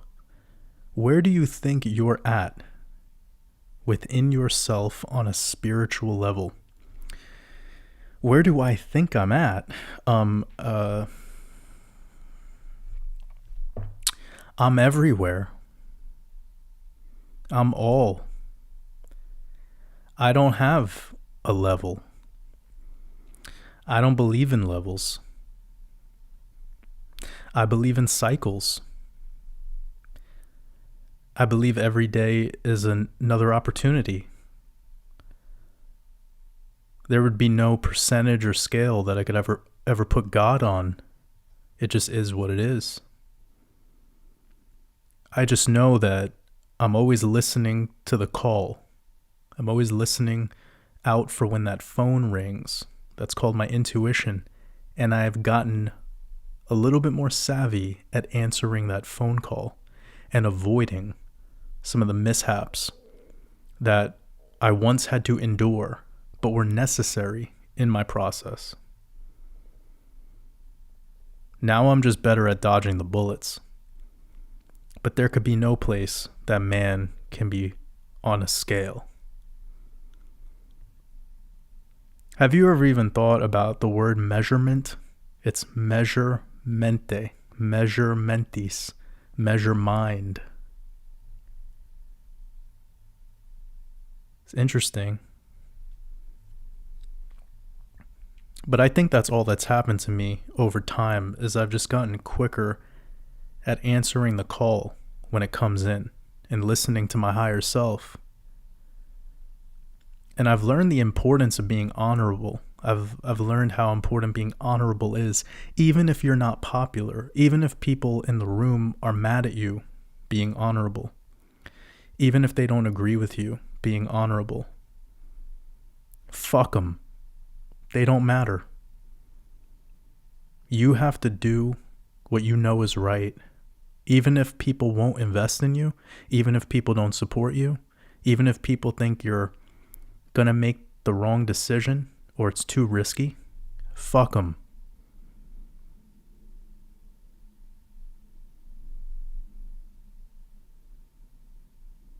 Those people don't matter. Your intuition is always ringing up every day. A lot of the time, we just mute that call.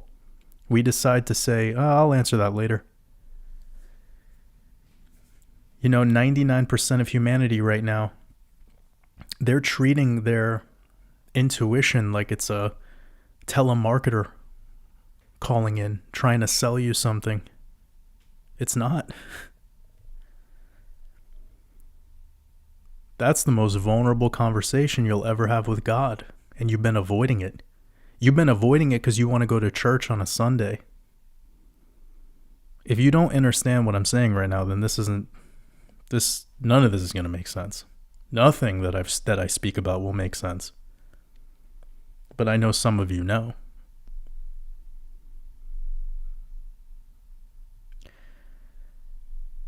So at the beginning of the journey, it's very easy to lack confidence. It's very easy to maybe avoid being honorable because you have to deal with the program. You have to deal with all of the things you've learned. And you want to know what's funny? The more I unlearn, the louder that ringtone is when my intuition calls. I've been unlearning more in the past 5 to 10 years than I have been learning. It's like I feel like I was a haunted house and I decided to go into that haunted house with a mop bucket and I decided to start cleaning off the cobwebs. And after a couple of days of cleaning out this house, I noticed I'm not even in a haunted house. I'm in a beautiful fucking mansion. And society and the culture and family and all these so-called friends and people that say they love me actually liked me more when I was in the haunted house. Ain't that some shit? And now I start cleaning out my palace and you're not feeling me anymore? Shit. See, that's what I woke up to. All of you right now, like this life is not tragic. It's magic, as Jay Electronica says. This is a beautiful experience. And if you feel like it sucks, then it's because you need to wake up to the fact that you're not in a haunted house. No matter how many people in this world tell you that you are. Start cleaning that place up. Take out the fucking trash, man. It does require some work. And best believe it's not going to be some fucking astrological reading you do. It's not going to be revealed to you in some fucking Gematria shit. It's not going to be there. You're gonna have to roll the sleeves up, fucking replace the mop bucket once in a while, and scrub the walls. You start scrubbing down the walls, you'll see some beautiful stained glass beneath them. I promise you. You could buy every product online. You could visit every shaman around the world. You could pay for a personal trainer. You could do all of that. You could get every course under the sun. It's never going to replace cleaning out the haunted house. It's never going to replace listening to your intuition. It's never going to replace you being honorable. It's never going to replace you walking in your truth. Because if you just continue to do things because you want validation from others, you want other people to be proud of you or happy for you or think that you're doing good, get a little pat on the head, good boy. Yeah, you'll make some progress. But when those detours come, when those obstacles show up, you're not going to know how to work through that. See, all of the agents in your life, all the shitty people, all these moments that you've had that felt like they were holding you back, they were actually putting you through training camp. All the shitty people in your life are just part of training camp.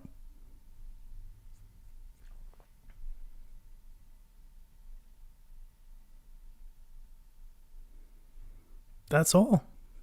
They were making you better. It's like a video game. You know, in a video game, like those old school video games where it's like fucking Mario. You have these monsters running at you and you just gotta jump over them. Get some mushrooms and then keep it moving. But no, seriously. Every boss you play in a video game, yeah, you lose the first time, but then you restart the game, you play it again, and you learn how to beat that boss, and then you restart the game, and then you play it again, and then you get faster at it. You go through the levels quicker, and then you make it to the final boss for the first time, and you lose, and then you redo the whole fucking game again, and you keep going. You get faster and better. That is life. Now, you could bitch and moan, but isn't it kind of cool when you're on the 10th time playing the game and you could beat the first 3 bosses super fast? Now you don't even complain anymore. Actually, this is an important kind of thing we're talking about, because when you lose for the first time, you're just learning, right? You're learning the ropes, and then you win 5 times, 6 times, 7 times, and you're doing pretty good, but you keep losing at the final boss, right? Well, those first 2 or 3 levels, have you noticed how quick you are to beat them? You don't even care anymore what happens because you have confidence that you will win those levels. Now, I got to throw some variable in here. Now, imagine how good you are at beating those first 3 levels, but let's just say you lose and you have to restart the game and you, for whatever reason, you get cocky and you start being a little overconfident, and then you lose on the second level, and then what do? You don't blame the game that time. No one ever blames the game that time. They blame themselves. You look in the mirror and you say, oh, I fucked that one up, but let's go again. Your life is the same shit. Your first 10 times, you're going to blame fucking everything. You're going to blame the weather. You're going to blame the president. You're going to blame the government. You're going to blame the IRS. You're going to blame. Then you start winning the game. Start making through some levels. Then you stop being the victim. As I said earlier, If you're the hyena and there's a lion over there kind of sizing you up, there's no time to complain. You just have to observe the behavior of the lion. Observe the lion. How does it behave? I know that it wants to turn me into food, but that shit ain't happening.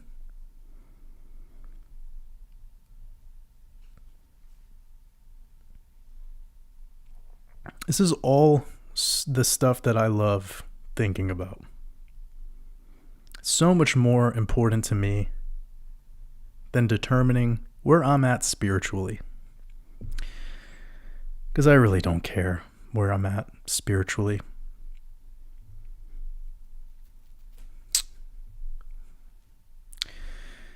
I just know you have to be honorable in this process, and then Source takes care of the rest.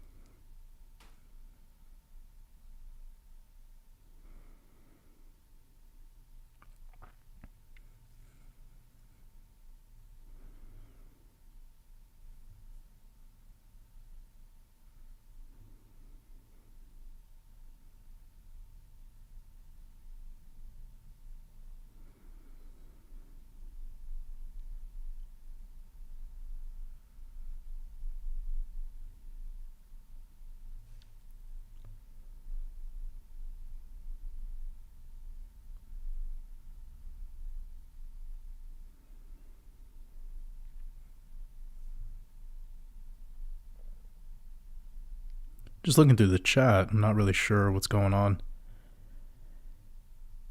Just trying to find somewhere we could wrap this one up.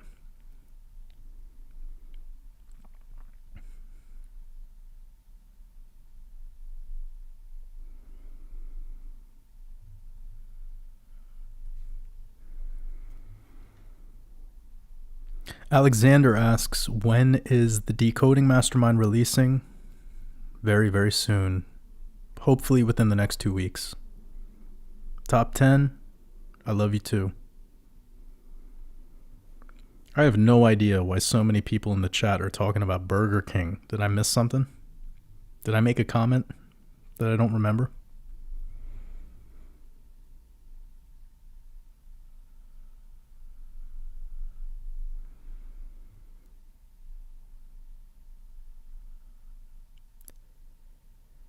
Jay, I appreciate your super chat. You said, where are you storing your tokens? Exchanges or cold wallet?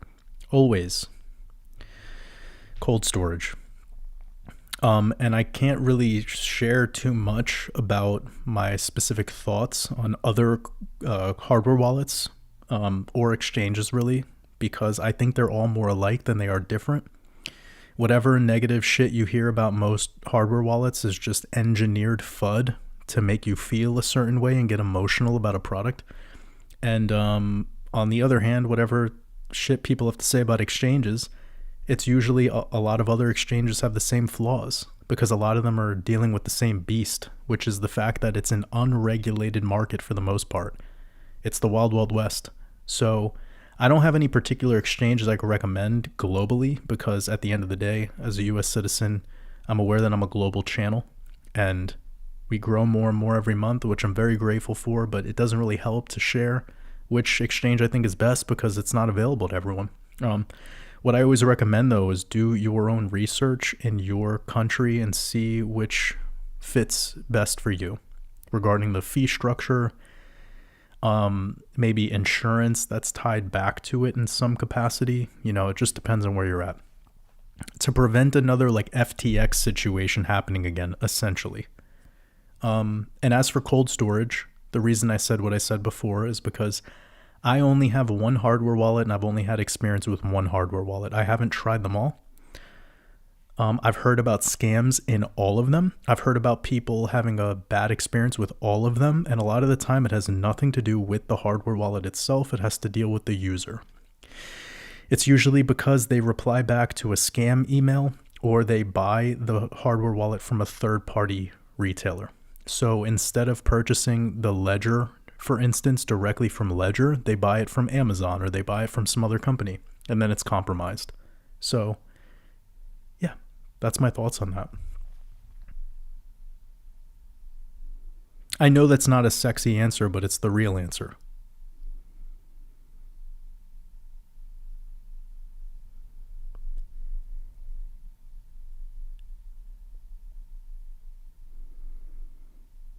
Senza Alchemy. I believe I'm saying your name correctly. Thank you so much for saying what you said. You said, I don't think Waters should or have to break down the Super Bowl this year because Year of the Dragon Decode is it. Fire. I agree. I worked my ass off organizing this Year of the Dragon Decode so that whatever you're interested in, you could apply that code and the symbolism accordingly. I can't decode the Super Bowl this year in a full-length presentation because of what I have on my plate and it being a way bigger priority for me. Getting this new decoding mastermind out and getting that Year of the Dragon Decode out 2 weeks before the Super Bowl, I think is enough for you to just absorb in the code, use what I taught, put it into context of the NFL in this particular NFL season, and there you go. I also have last year, I released a full decode on the Super Bowl. Just go back and rewatch that. Any Patreon supporters of mine, you could piece together some of the things that I was looking out for, but it was just the Year of the Rabbit decode that I used, which again was the purpose of releasing this Year of the Dragon decode in advance.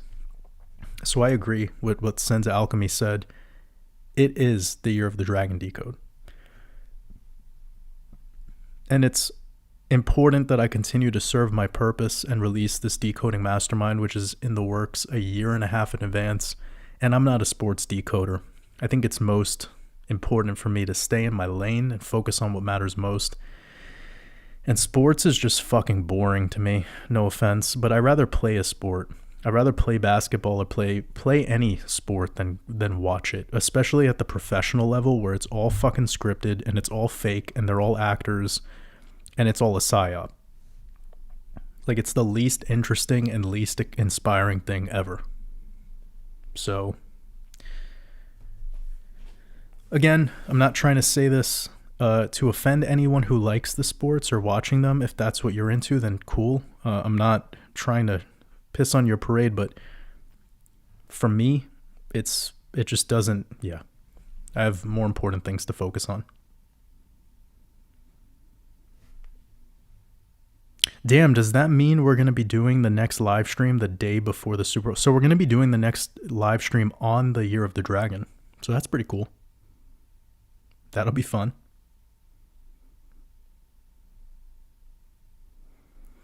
XR Peaky Blinder, I appreciate your super chat. You said, what do you think about the promoting of David Copperfield making the moon disappear this month? Life is fun.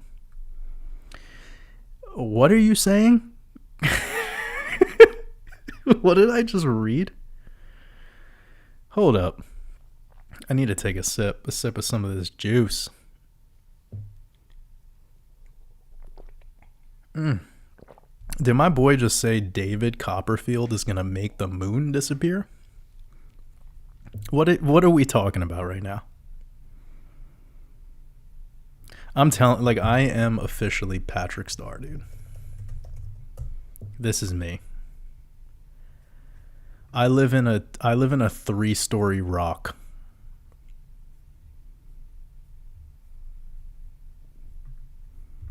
There's my house in Bikini Bottom. I have a bamboo antenna so I could get some Wi-Fi so I could live stream. This can't be serious. What are they making disappear? Like, yeah, the world is a stage.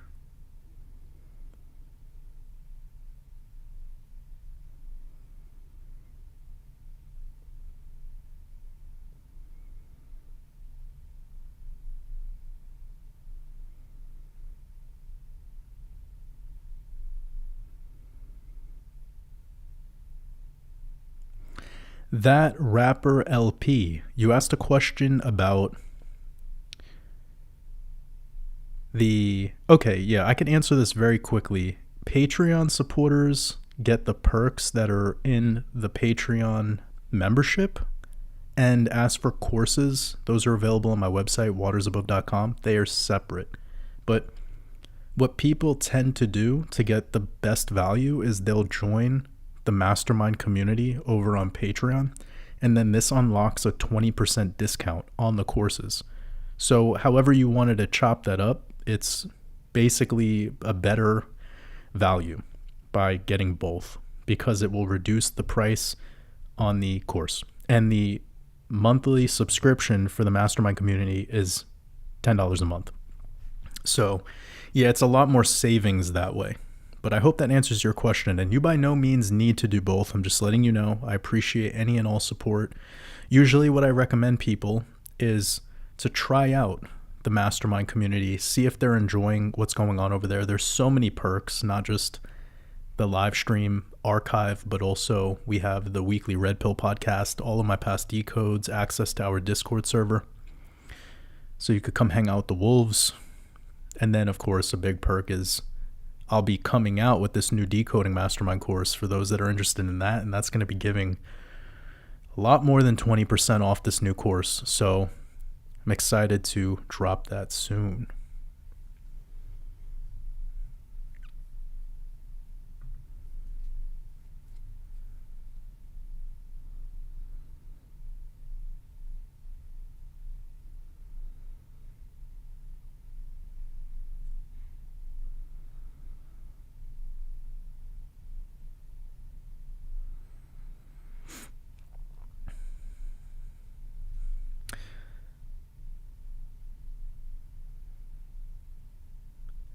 I got a question from HM.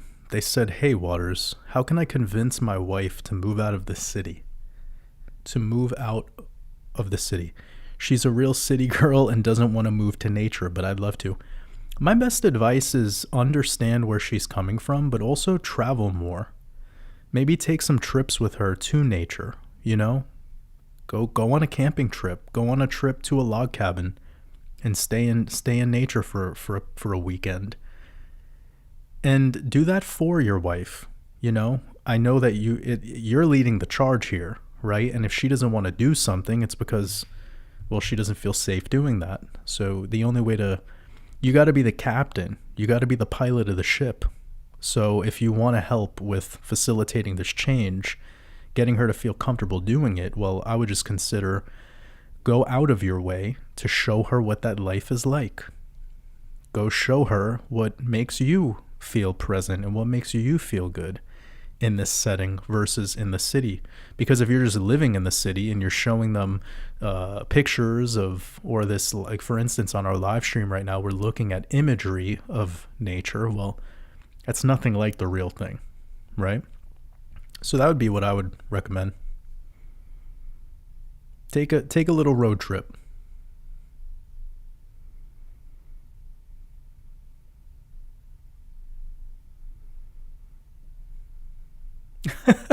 Father Time, that's the best lyric of all time.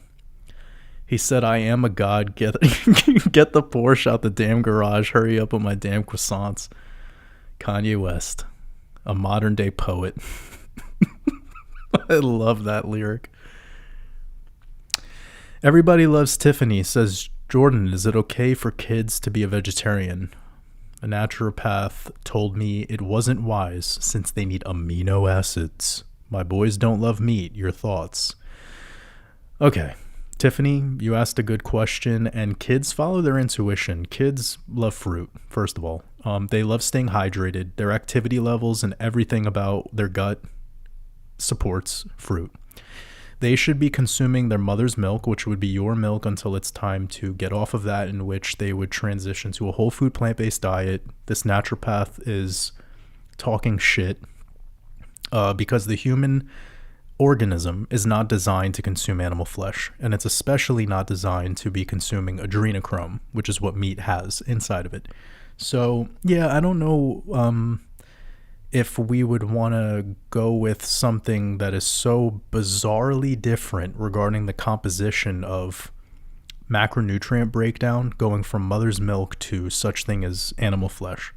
Because if you look at the composition of aminos in the mother's milk, well, it's perfect to take that little baby to full scale, like every other mammalian milk is.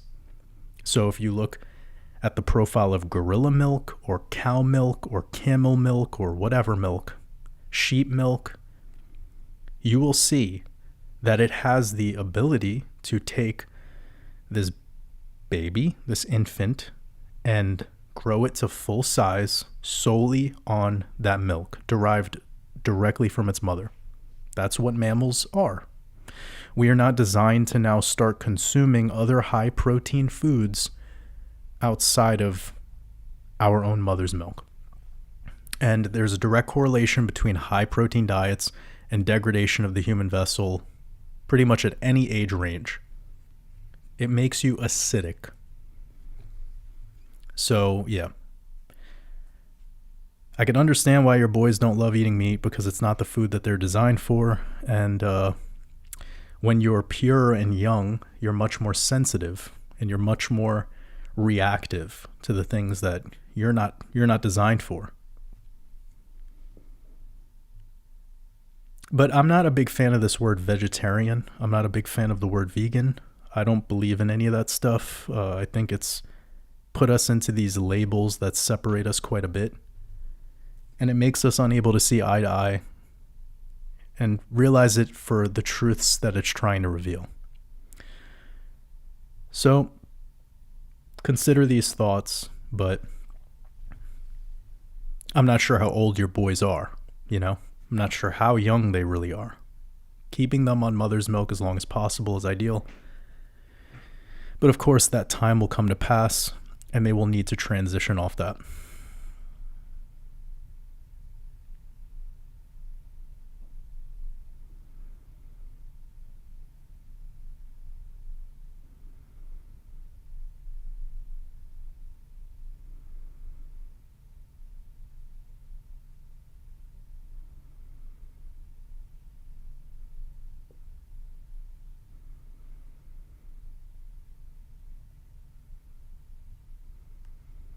Got a super chat from Sylvia. It says, my friend visiting me, she said, the painting of rooster I have painted on the wall will bring me the unfaithfulness in life because the animal rooster is designed that way. It's just programming, right? Yeah, Sylvia, come on. What is up with people? Everyone wants to turn the world into a big witchcraft ordeal. Isn't this amazing? One religion believes cows are sacred, and then everyone else is eating it and calling it hamburger. People will make up whatever the fuck, you know? I think the decoding shit is so needed, because I feel like the ignorance behind this person's statement of the rooster is just unbearable. Unfaithfulness. My God. Sylvia, yeah, thank you for tapping into your intuition and realizing that that was clearly spellcasting at its finest and one of the poorest performances of limiting beliefs. And also, where do people have the gall to walk into other people's houses and be like, you know, that art you have, I have an opinion about it? What the fuck? Back in my day, we would say that's poor manners.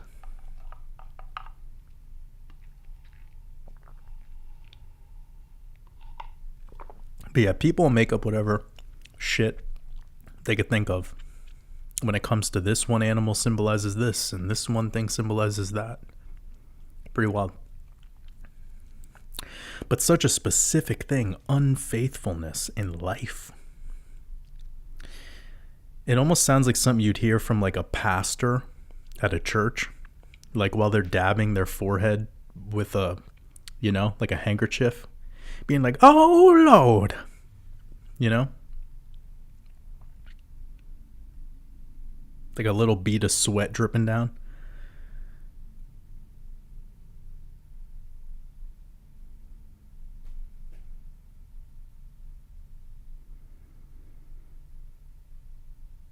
Much love, Sylvia. I'm sure you were able to play through my humor / spiciness / me just trying to,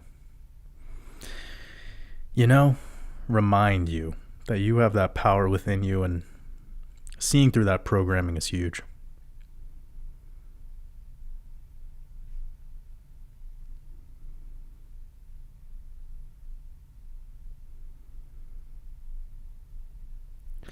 Reggie.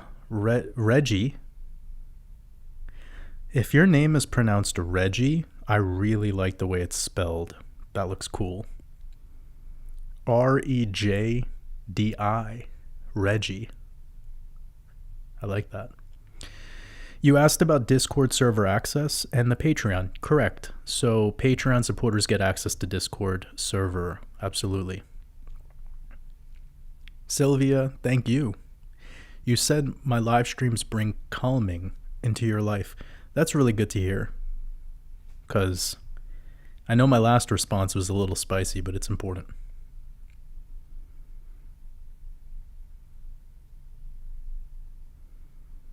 Andrew Owino, you live in Kenya. Shout out to Kenya.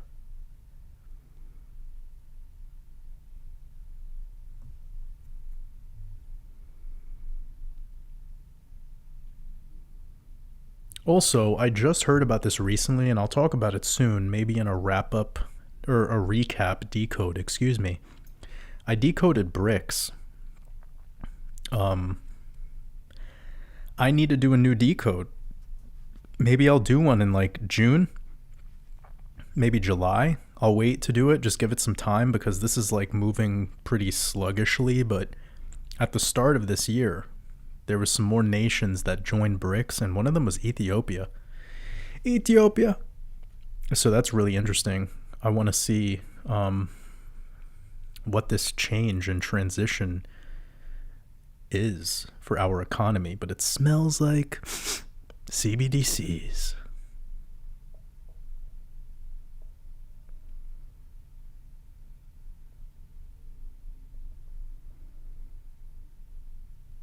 But I love Ethiopian food. I miss Ethiopian food. I don't know anything about Kenyan food, but you could get me some plant-based Kenyan food, I'd be down.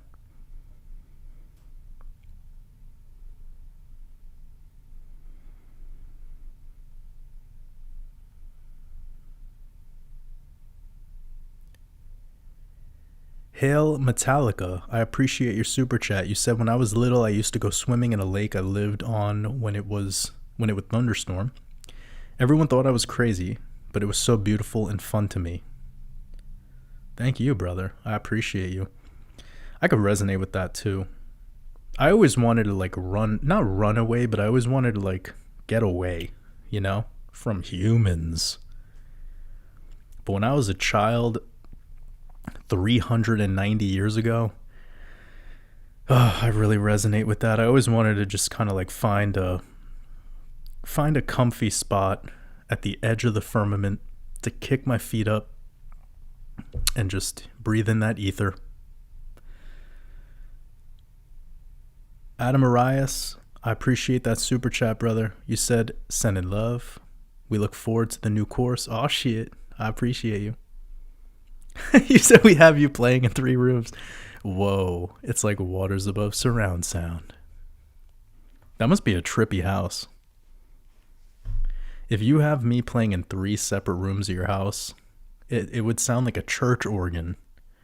Be like, You know, that's kind of dope. It's like having a delay pedal.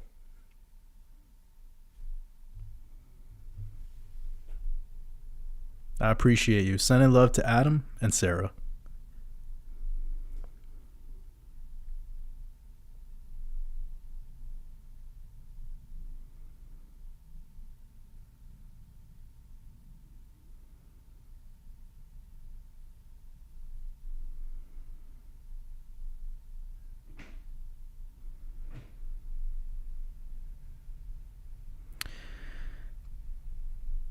Crypto Chick Culture said, it's been a minute. You've been accurate on TA and spiritual. I appreciate you. It's all love.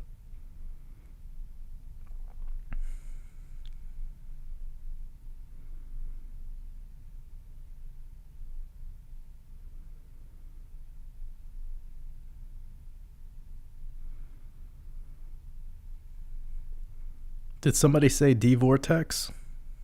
Where's D Vortex at? Tell her I said much love.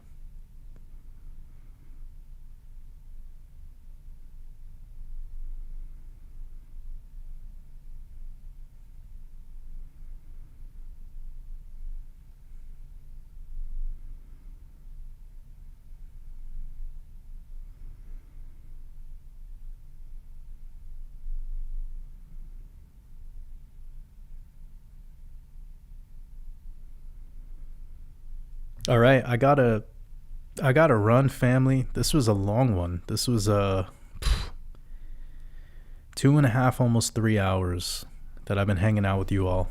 I appreciate you. It's beautiful that we made it all the way to the end with 500 incredible souls. Tomorrow I will be doing the new Red Pill podcast. Looking forward to that. Kind of a recap since I released the Year of the Dragon. And then in maybe 48 hours or so, I'll be releasing the sample video of the new Decoding Mastermind Course, letting you know what's going to be covered in that. Really excited. Going to be doing a pre-sale launch price over on Patreon for the new course for those that want to get in early at the best discount, and then probably have a new YouTube video out depending on how this week goes that's coming up, but I just released one recently, so y'all could check that out too over on this channel. And I'll be catching you all very, very soon. But I appreciate and love every single one of you and hope you have a beautiful rest of your Saturn's day. Make sure to stay honorable, but never